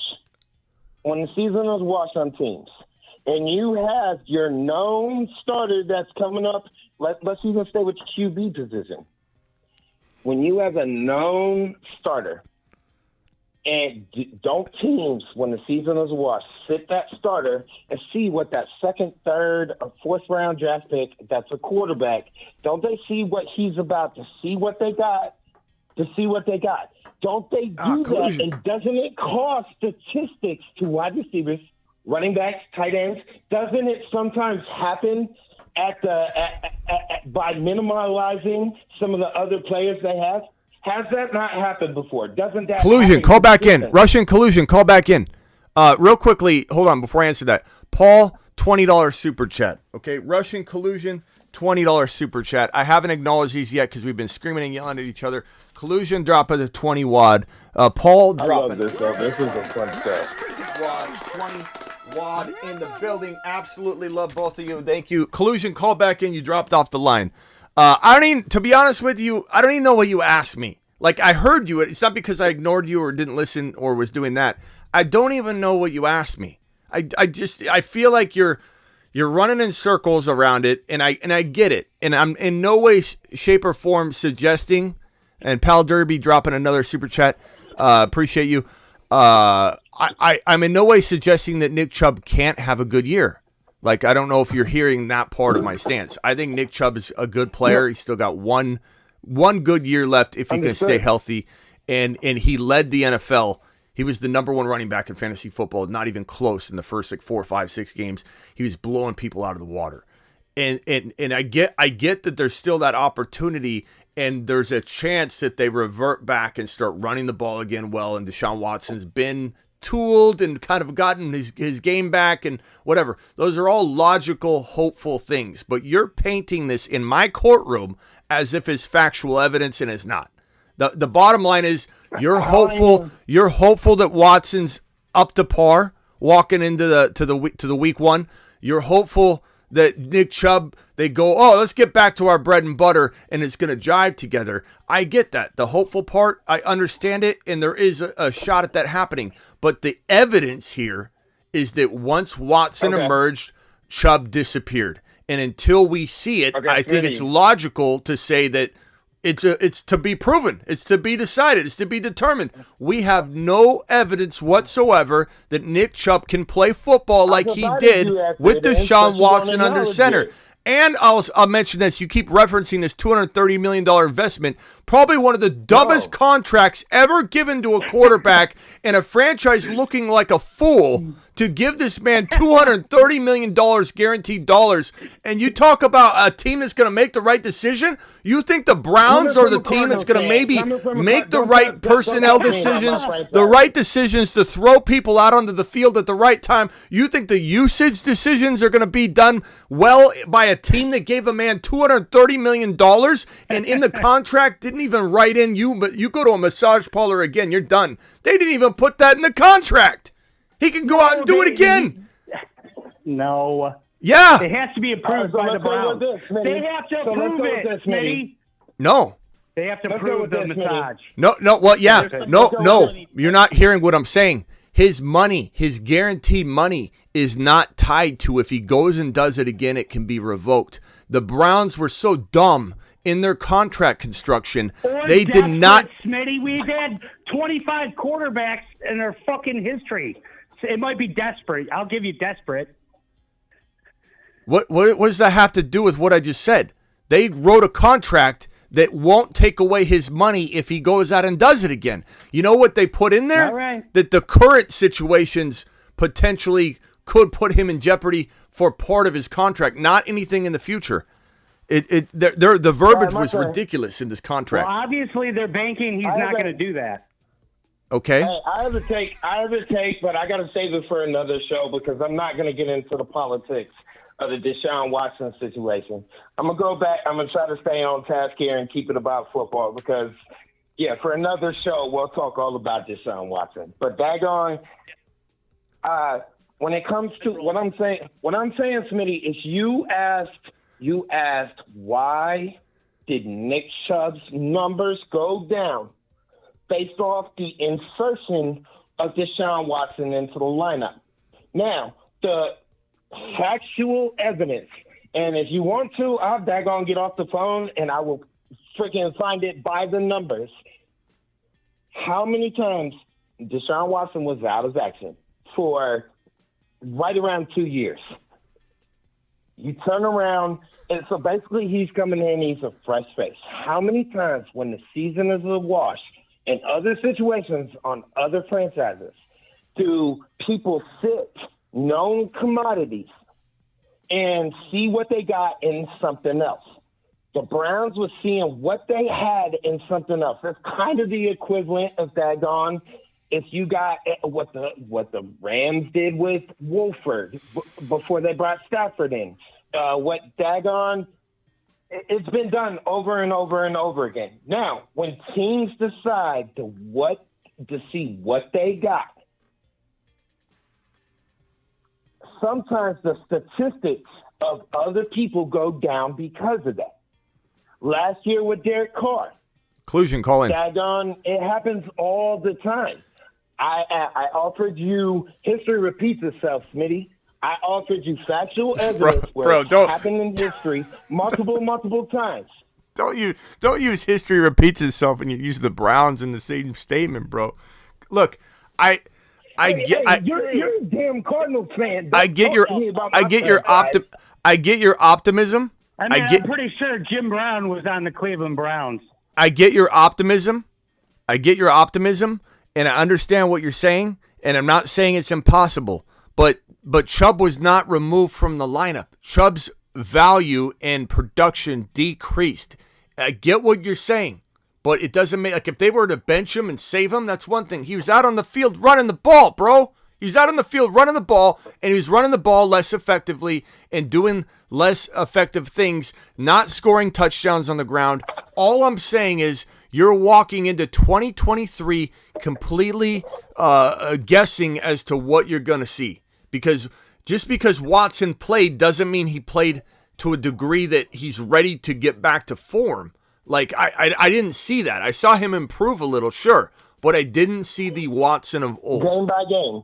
Yeah, but we'll see what he does. We'll see what he does with the full offseason. We'll see what he does with the full offseason. But I'm going to sit and watch and wait and see. The one repetition we have is Watson can't stay away from the massage parlors. Let's see if that happens. Let's see if that happens. Let's see if Watson can stay focused. Otherwise, I'll take over the whole show. Yeah, it's not going to end well. But Watson, let's see if Watson can get back on track first before we start anointing not only him as a superstar again, but that his players around him can be successful, because they weren't. Things didn't go well. Collusion, call back in. You hung up. Collusion said apparently Cleveland has a new game plan and it does not involve Nick Chubb, says Collusion, dropping a super chat. We'll see what all that entails. He is getting older. He's got maybe 1 year left before you start really worrying about Nick Chubb completely dropping off. And if Deshaun Watson is like Wimpy from Popeye. He'd gladly pay you Tuesday for a massage today. Yeah, and I don't just because he's not allowed. Like, I don't know who was it that came in cussing and screaming about Deshaun Watson having to be approved for his massages. Who was that? Who was that kind of lost it for a second? Who was that? What? Who was it that was that you, Matt? Was that you, Matt? Might have. Yeah, Matt came in with the F-bomb. You came with the F-bomb and said, "You gotta freaking approve the massages, Smitty." Was that you, Matt? I did say that. That was you losing your mind a little bit for a second on the show? Matt, Well, I am a Matt, Browns let me fan. ask you a question, Matt. Do you think that a man that's going to go the route that Deshaun Watson went with some of the experiences that he had is going to circumvent the approval process for a certain massage? Do you think that that's not something he might go out of bounds for? Like, Wait, give me did a I break, miss something? bro. Give me a Did break. this happen again? Did I miss something? Did something come out and I missed it? Not yet. It hasn't come out, but like this is a guy that's. Not yet. How long has it been, Smitty? And he hasn't done it yet, or got Oh, caught? maybe? you're just a Deshaun Watson defender, bro. you can No, tell. I'm not. I'm a Nick Chubb defender, Smitty. I'm not a fucking Deshaun Watson defender. I'm a Nick Chubb defender. Watch the guy's language, super Matt. efficient. Watch the language, Matt. Super efficient, but Bijan is going to go off with Sam. Who's the quarterback? Oh. Sam Riddle. Bijan. Now we're talking.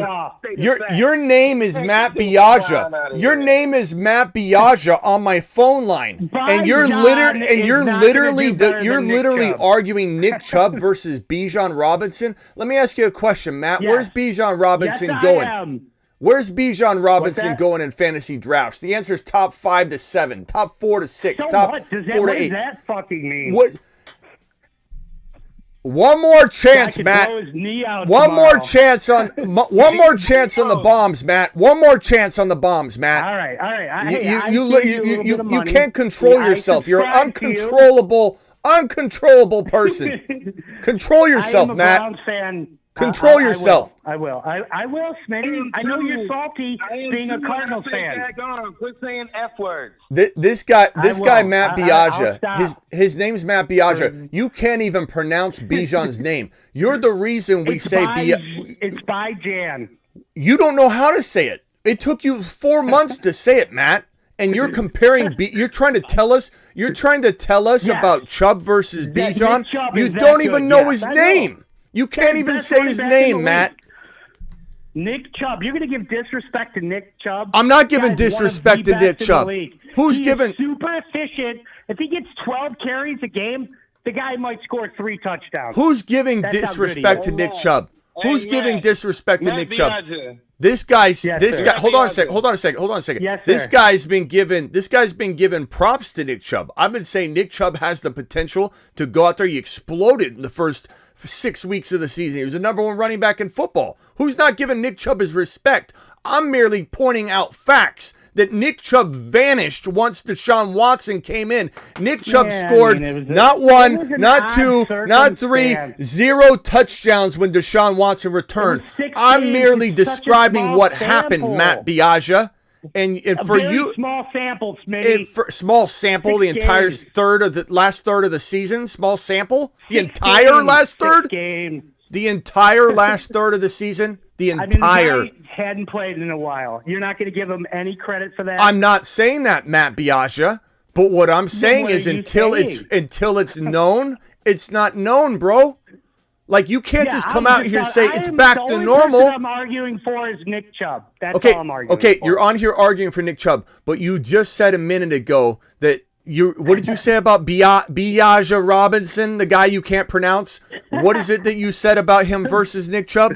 What was it? What did you say? Clarify. He has just as shitty as quarterback, if worse, if not better. I mean, I would take Deshaun over the Falcons quarterback. Yeah, I would. Okay, but that's not the argument here. That is the argument for No, Nick it's not. Chubb. No, it's not.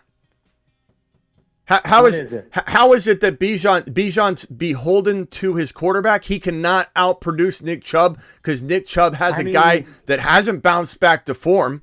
I'd probably rather have Deshaun Watson. That's correct. I'm not going to sit here and lie. I know you would. But this situation for Bijan is better than the situation for Nick Chubb.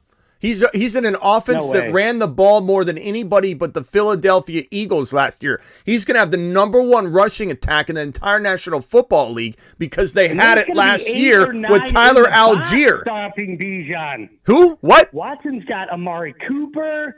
He's got Njoku. London, Kyle Pitts. London, Kyle Pitts. I mean, it's an unproven quarterback. Unproven bounce back. Matt, unproven bounce back. You don't know that Deshaun Watson's returning. You don't know. You want to? I'll bet you right now. This is what I'm saying. Everybody just wants to bet everything that I say. Atlanta's quarterback. Can I please? Who cares about the quarterback? What are you talking about? We're talking about Nick Chubb and Bijan Robinson. Your comment was to Bijan and how Nick Chubb was going to what? What did you say? Repeat what you said. You said something that was very... He will be a better fantasy output. That's not what you said, though. But it's still crazy. But it's not what you said. It's not what you said. You made it sound like Bijan was a peon. You made it sound like Bijan was a peon. I did not. Yeah, you did. Well, you're making Nick Chubb sound like a peon. I'm saying Nick Chubb hasn't proven to bounce back yet, Matt. And it's fact. That's a fact. Nick Chubb, you're not going to bet on Nick Chubb. I didn't say that. I said he hasn't bounced back yet. There's concern. Oh, my God. Oh, my God, what? I'm telling last you year? fact, and you're unable to hear it. Where did I say Chubb was going to bust? Where did I say Chubb was going to bust? You're putting all those words in my mouth. Okay. Huh? You tell me where he's going to finish. I think he's got the potential to be a top 5 to 10 running back. But is there concern enough? Then we're good. Is there? So what are you even doing here? I came in late. I thought you were ripping on Nick Chubb. But if you're ripping on Watson, then that's fine. I'm going to sit here and tell you, though, that he has the potential for it, but there's also massive concern that is driving Nick Chubb's value, rightly so, into round 3. Just like I talked with Ron Navy. Is there top 10 running back for Naji? Absolutely top 10 running back potential for Naji. But the risk for Chubb and Naji are great enough that their ADPs are representing that risk and that concern. I mean, we're comparing Chubb and Naji. It's not even a comparison. Okay. Before we get Ron Navy. That's my opinion. Before we get Ron Navy. I would love to hear Ron Navy. I miss the guy. Ron, go ahead. You got the floor. I've been on here the whole time. What are you talking about? Oh, I just jumped on. Sorry. You know who I've been taking? You know who I like, Ron? I like Pickens. I like George Pickens. That's who I like. Yeah, a lot of people like him. Okay, let's get back on track here. 777 or 773 call. Of his show. Who's the 7? So much fun though. Who's the 773 caller? What's your name? You're live. Right here. I'm right here. What's up, Smitty? What's your name, bro? Patrick. I'm the other Patrick. Oh, yeah. So what are we calling you? We're calling you PG? Yeah, you can call me PG. PG Patrick. That's okay. great. Well, we might change it to rated R or whatever, depending on what you say. But go ahead, Patrick. Go ahead, bro. What's up, man? Hey, so all this Naji talk and what's that guy from Cleveland, the running back? Chubb talk. The forgettable I man. say, last year, I traded Naji. I traded Najee Harris for Devontae Smith and Travis Etienne. Right before Naji tanked the rest of the season. So thank you, Schmitty, for that. That's what I'm here for, helped me pal. out with that last year. I just wanted to put that out there. That's what I'm here for, pal. Didn't tank the rest of the season. Look at the end of the season. Najee was killing it at the end of the season. The trade helped him, though, Ron. The trade helped him. He was killing it. Well, that's Dynasty League. And the trade trade crushed for him. I got those 2 young pieces. Yeah, Devontae Smith crushed. But I mean, anyway, crushed. But anyways, though, I want to first and foremost is appreciate, give respect, Schmitty. I worked about 10, 12-hour days, and you helped me get through those days. Appreciate that. So your show is top notch. And then so one of the main reasons I'm calling is I have 5 picks in the first round. I have in my dynasty rookie draft, all rookie draft. I have the 102, 103, 105, 8, and 9. And, 102, 103, 105. Okay, go ahead. And the 8 and 9. Yeah, not to go through my whole roster, but to give you an idea, because I have a general direction. But this is such a unique situation. Mike. So that's one reason I'm calling. I got Rodgers, Howell, Sam Howell is my quarterback. I have Travis Etienne, Saquon Barkley, running backs with Cam Akers and Devontae Williams on my bench. And then wide receivers, Devontae Smith, T. Higgins, Jalen Waddle, DJ Moore. Those are my wide receivers. Okay, and your running backs one more time? Saquon Barkley, Travis Etienne, Devontae Williams. I mean, if you're asking me who to pick, you're picking the best player available. Your team's well-rounded enough that I'm not concerned about going position. You're just taking the best player available. You're taking Gibbs no matter what. You're taking Bijan if he was there. We heard today somebody passed on Bijan and took Gibbs in their rookie draft, so that might be not as uncommon as you think. It'll be like one out of every. No, that's not happening. That's not happening. The guy who has 1-on-1, he nicknamed his team Bijan Mustard. Yeah. I'm just saying. You never know. But Gibbs is for sure the pick. You don't even question that. But I'm going best player available, bro. And I love Kincaid. He's a guy taking the 5 spot without hesitation, and people think I'm crazy, but I absolutely love it. Hopefully Hopkins doesn't rain on his parade a little bit. He could. We'll have to kind of see. But, Hopkins isn't a lock to go anywhere yet, so we don't know what's going to happen. Real quickly, hang tight for me real quick. I got to acknowledge these super chats. I traded Jacobs and a 25 first for ETN. Smitty approved that. I want nothing to do with Jacobs, and honestly, I think ETN's got a lot of upside still, and they trusted him down the stretch. He tore it up.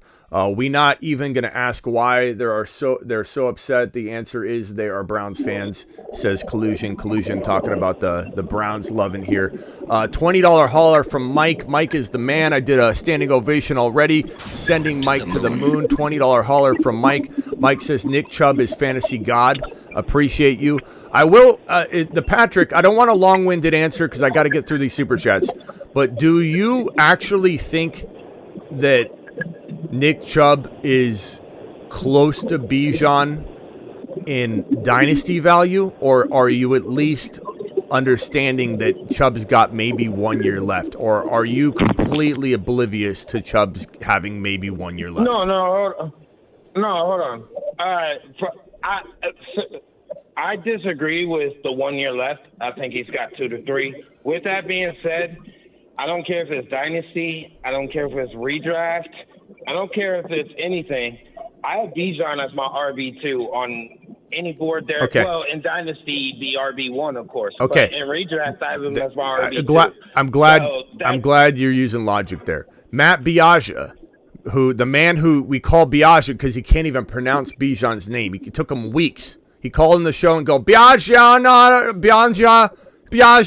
Matt Biaggia, who's laughing at me because I think Bijan's going to smash Nick Chubb this year. And I like Nick Chubb, but he's got, like I said, there's question marks and reasons why Nick Chubb's lingering in redraft in the third round. Other people share the concerns. So, Matt Biaggia, my question for you is this. Such a laughable comparison, Chubb versus Bijan this year to you. What do you think in Dynasty? Do you think Nick Chubb's got great Dynasty value, Matt Biaggia? No, probably not. Okay. I was hoping you were going to say yeah. Yeah, well, I didn't, Schmitty. Okay, well, I think I agree with the other Browns fan. 2 to 3 years, probably. I mean, Bijan. What are we getting out of Bijan? 5, 6 years? 70. Right, untapped. All right. 70. He's it's unproven. We can speculate about him. He's proven. He's proven. He's proven, bro. He's number 2 on my board. He's number proven. 1 in redraft. He's going to prove you wrong the first minute of the game. Crazy. I'm also a retarded Browns fan. Hey, you want to know a prediction? First carry, touchdown run for Bijan Robinson.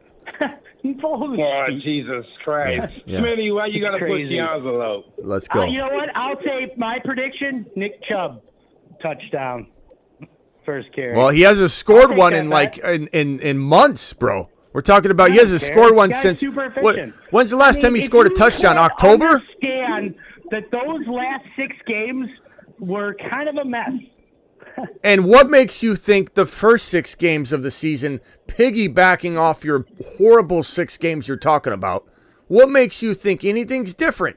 That's the question, and that's why people have concerns about Nick Chubb. A former NFL Coach of the Year, and we also have a lot of talent out there. I mean, we went to the playoffs and beat fucking Pitt. I'm sorry. Here we go. He can't control. Take a lap, pal. Take a lap. Baker Mayfield beat the Steelers in the playoffs. Guy just has no control, no self-control at all. Call back in a week, Biaggia. Objection, says JCIM. Speculation on Your Honor. I appreciate that. Thank you for the super chat. Toilet Bowl Matt, Ron Navy dropping a super chat. We got to make that toilet bowl scene.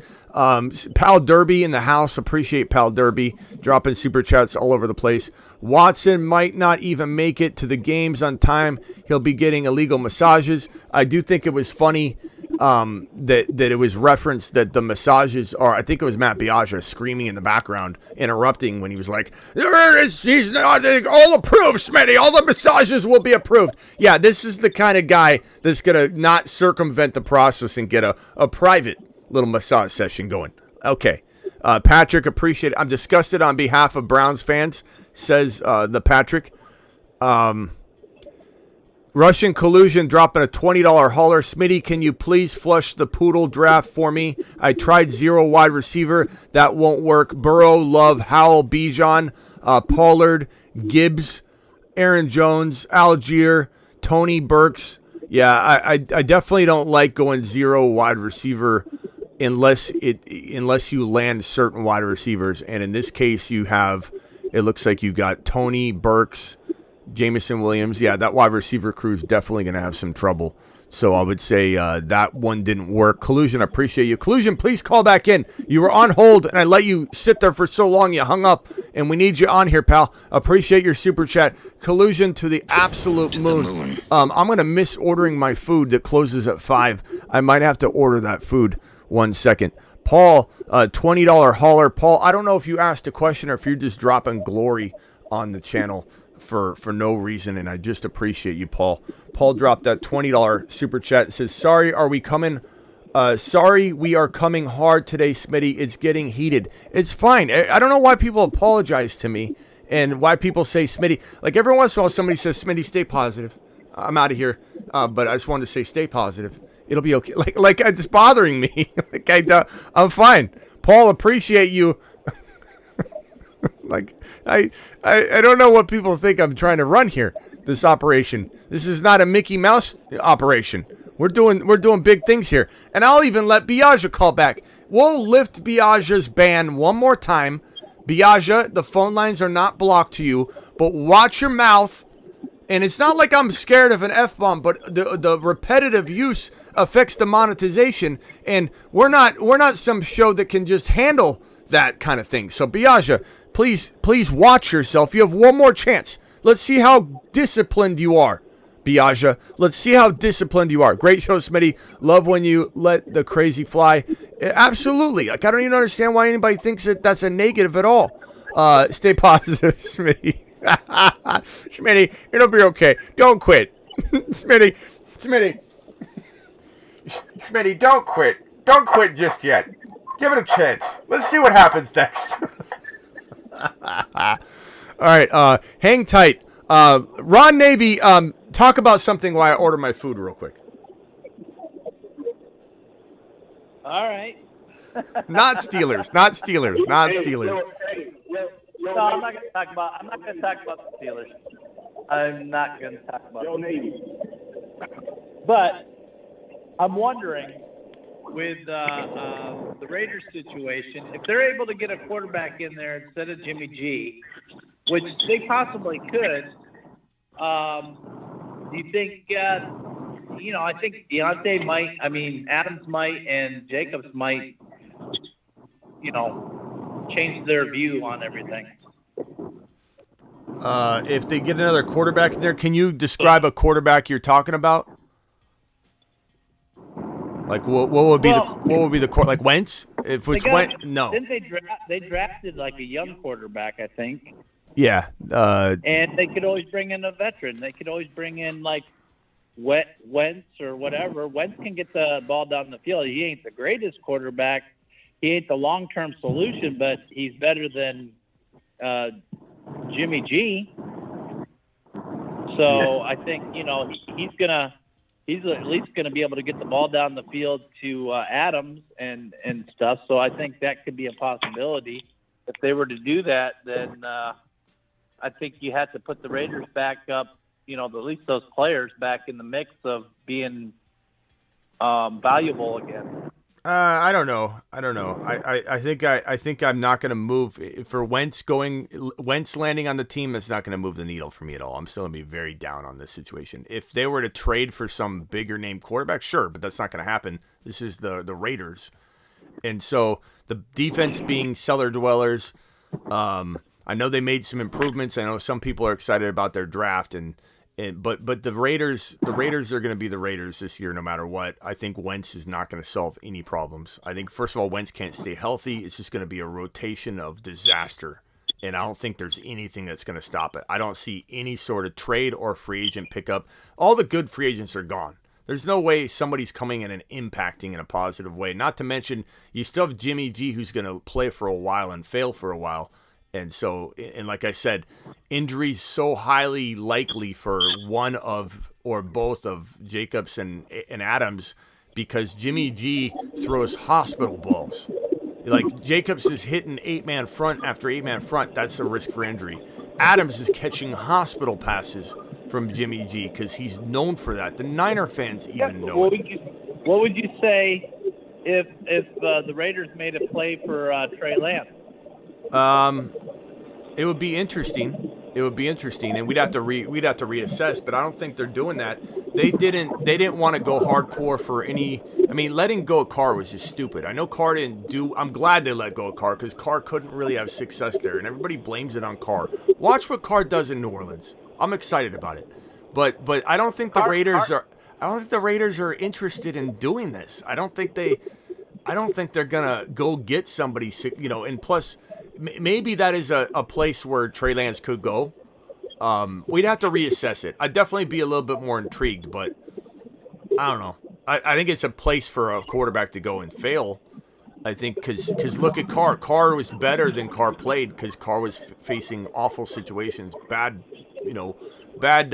ball placement, just overworked. Defense getting run into the ground. It all cascaded. That's why Aaron Rodgers would have failed. Even if Aaron Rodgers would have went there, Adams' numbers would have been great. Jacobs would have probably been a guy I'm a lot higher on than I am right now. But Aaron Rodgers wouldn't have won. And I think that's why he didn't go there. He would have failed. Even Aaron Rodgers would fail there. So I don't see how someone like Wentz, who's failed everywhere he's gone, is going to go have success in a Raiders uniform. Let's go back to PG Patrick. Ron, take over and answering his question. Go. What's up, Smitty? What's up, Smitty? What's up? What's up, Triple A? Yeah. So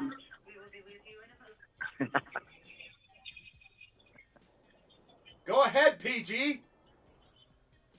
My bad. No, I didn't know what was going on. I thought you were saying something. Anyway, my thing is I'm really high on Anthony Richardson. I really think because I'm a pretty good evaluator when I'm looking at quarterbacks, and I really think like you said before, he's just inexperienced. He's nothing of a project. So I was thinking about Richardson and Jameer, my first two picks, and then definitely Kincaid. But I was thinking about Kincaid like 8-9, not at 5. I don't know. That's a rookie draft in Dynasty. All rookie, yeah. Dynasty, yeah. Yeah. Yeah, bro. 12 man. Don't go away from Jameer. If you take Richardson, just remember, like you said, he's a project. So he's got the ceiling. He's got the upside. He's not a project. He's not a project. What you call it? The guy that went to the Titans last year was a project. All rookie run. He's not a quarterback. But he's so high. You have to take a chance on him. I mean, that would be awesome. Gibbs.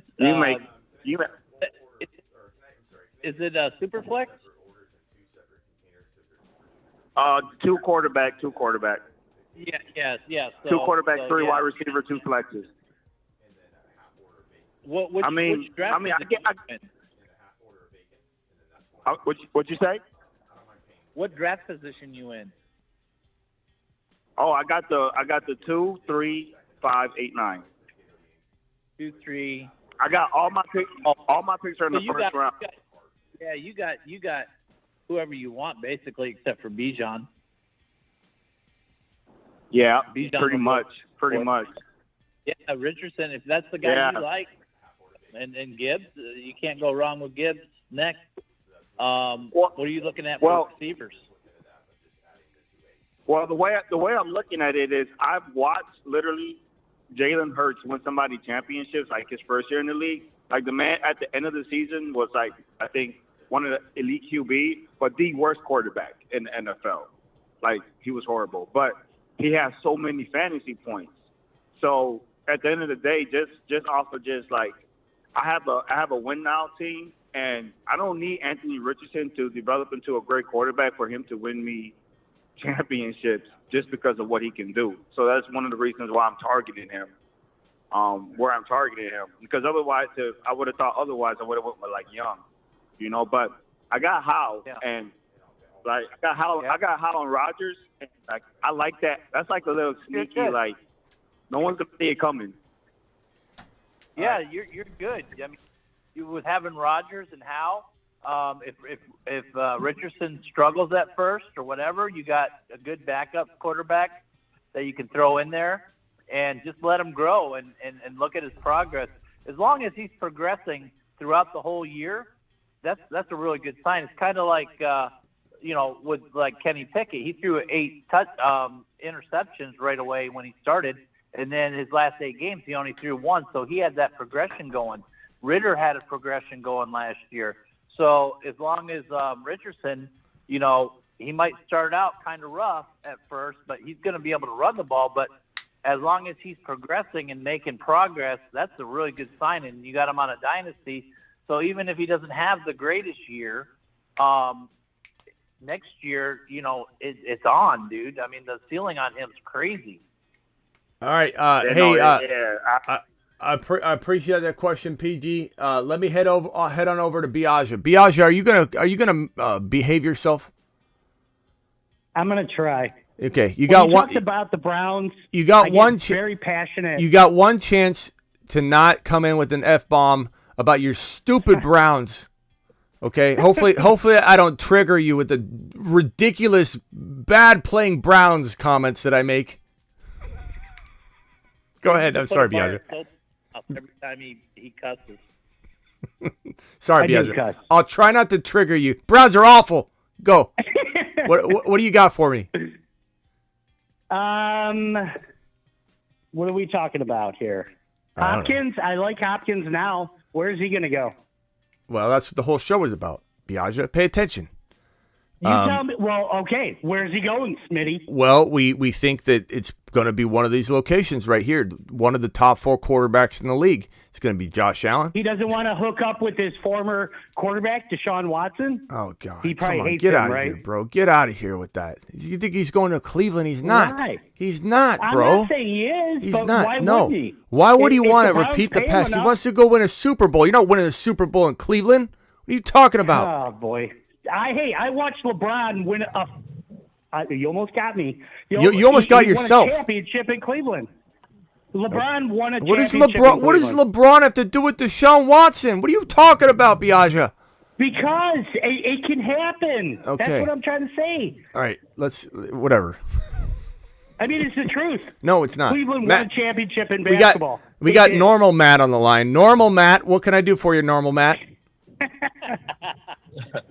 What's Go up, ahead. buddy? What's up, Matt? Hey, what time are you drafting tonight? I gotta redeem myself. Midnight Eastern. Midnight Eastern. All right. Yeah, midnight Eastern. Matt, you're a little too calm. I was seeing. What is it, buddy? Calm, Matt. Okay, calm, Matt. Let's go. What do you got? What else you got, pal? No, I was just saying there was a lot of toilet bowl Matt slander, and I gotta redeem myself. Okay. Guys, I promise I'm not dog crap. I have to.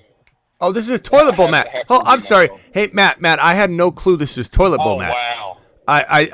When you called in, I thought you were just a new Matt, a different Matt. But because I got a lot of Matts on the line, but this is toilet bowl, Matt. I had no idea. Matt, don't. This is TB Matt. This is what? What is it? TB Matt. Toilet bowl. Toilet bowl, Matt. When them T-shirts gonna come out? Bro, you might. Bro, we're gonna have a Roll with it. Yeah, roll with it, Matt. Don't fight it, or the nickname sticks even harder. We had remember Laundromat Jack got so mad. Laundromat Jack, he got so mad at his nickname. He tried to change it for weeks, and we're like, no, bro. We're creating a toilet bowl segment on your behalf, and don't take it in a bad way. Just embrace it, because, like, bro, the teams you gave us after were great. They were great teams. You can draft good teams. You're choosing of that team to highlight, and your comments of I don't even know how I got this team. I don't even know, bro. That was classic. I don't even know how these people in this poodle draft, how they allowed me to draft this massive team, and you could drop this nothing burger team on us. But your other teams are great. My receivers, I thought I thought I struck gold, and when I was reading it off to you, I was like, gosh, man, this is actually horrible. But no, I mean, I just wanted to catch. I haven't even got to actually do a draft with you. I wanted to catch you tonight because I got the weekend ahead of me. So I won't stay on here long. I just wanted to. Yeah, 12 o'clock. We're drafting at midnight. We need you, pal. Matt, you're a staple of the show. Toilet Bowl Matt. Don't take offense to it. Embrace the nickname. Wear it like a badge of honor and go out there and crush drafts. So we're screaming like this guy. Soon, Toilet Bowl Matt's going to become. You're flushing your opponents down your own toilet, bro. That's what you need to turn this into. Take into a positive. Just go smash people. Show us you can draft like a monster, and Matt will do Matt's the one who flushes. Okay? You think you're scared? You think he's scared? He's the one who flushes. Okay? That's what you need to do, bro. I've got to let you all bounce because I got to go pick up my eggs and bacon. Let's go. Final thoughts, the Patrick, and then we'll go around the horn. So Matt, hang tight. Toilet Bowl, hang tight real quick. The Patrick, final 10 seconds. You got 10 seconds, and I'm hanging up. Go, hurry. 10, 9. I apologize. Calm down. I apologize on the behalf of all Browns fans for Matt Diaja. That's all I got. Yeah, you're not excused, but we still appreciate you, the Patrick, and you keep going on with your Nick Chubb predictions. Don't let anybody detour you, including me. But good luck with your Browns this year. Call back anytime, the Patrick. You know you appreciate it here. You're still family. Family fight. We spill milk on the counter. We spill milk on the table at Thanksgiving. Doesn't mean we're not family. Appreciate you later, Patrick. PG Patrick. Final thoughts. 10 seconds. 9, 8. Hey, I want to say, Browns fans, you remind me a lot of Chicago fans. I'm a Chicago fan, and when we argue for our team, we make no sense. So, all right. Appreciate you, PG. Later, pal. See you tonight. All right, later. Biaja, 10 seconds. 9, 8. I apologize for all Browns fans. 3, but we're a little bit 2, nutty. 1. You're gone. Ron Navy. Final thoughts. Yeah, I apologize for all these crazy Brown fans, too. Steeler fans rock. All right, right. That's it. Finish him. Call terminated. I'm out of here. I'm hanging up on myself this time. Appreciate all the super chats. This one right here from Ellie. Ellie dropping, assuming Hopkins lands in one of the 4 teams you have listed, where does that put him in your personal rankings? Maybe it depends where. Like, they're all going to put him in different spots, but he's definitely climbing into the top 15 wide receivers, and I don't even know if that's good enough. But we'll have to reassess. It's a great question. The truth is, I don't know the answer yet. Klondike says, stay positive, Smitty. Keep your head up. Trying to get T-Law. Guy wants more. Is Carr, Pickett, and 2 first-rounders, 24 and 25, probably late, worth for T-Law? That's a lot to give up. And it just depends on how you view Pickett and Carr, and what do you think those first, like you said, probably late first rounders. I feel like T-Law is kind of worth it. If it's 2 QB, he is. If it's 1 QB, it's a little costly. I don't think I like him. I like the idea of getting him, but in a 1 QB, it just seems too costly. I don't think I would go that route. I will see you all later. If there's any super chats I missed, let me know.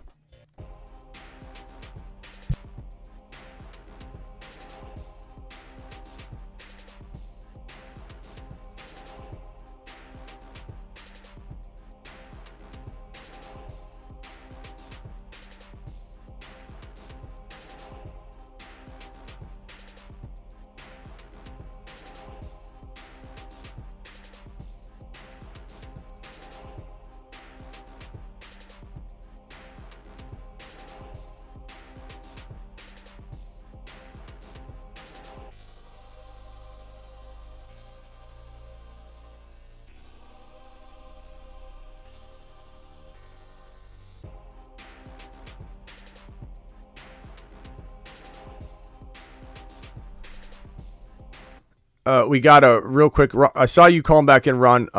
Super chat here. Naji or Chubb, non-PPR and PPR. I probably lean I lean pretty even. I probably lean Chubb a little bit, but I like them both about the same. They're both in the 3rd to 4th round for a reason. There's concerns for both of them, but I think there's upside for both of them as well. Appreciate that super chat. Where's Collusion? Collusion, I want you to know I appreciate you, Collusion. I'm sorry I didn't get to your phone call. Call in tonight, Collusion. Thank you for your super chat. Thank you all for your super chats. You guys are absolutely magnificent. If I missed anybody's super chat, let me know in the comments so I can, respond. If I missed a super chat, tell me in the comments of this video and I will comment to you.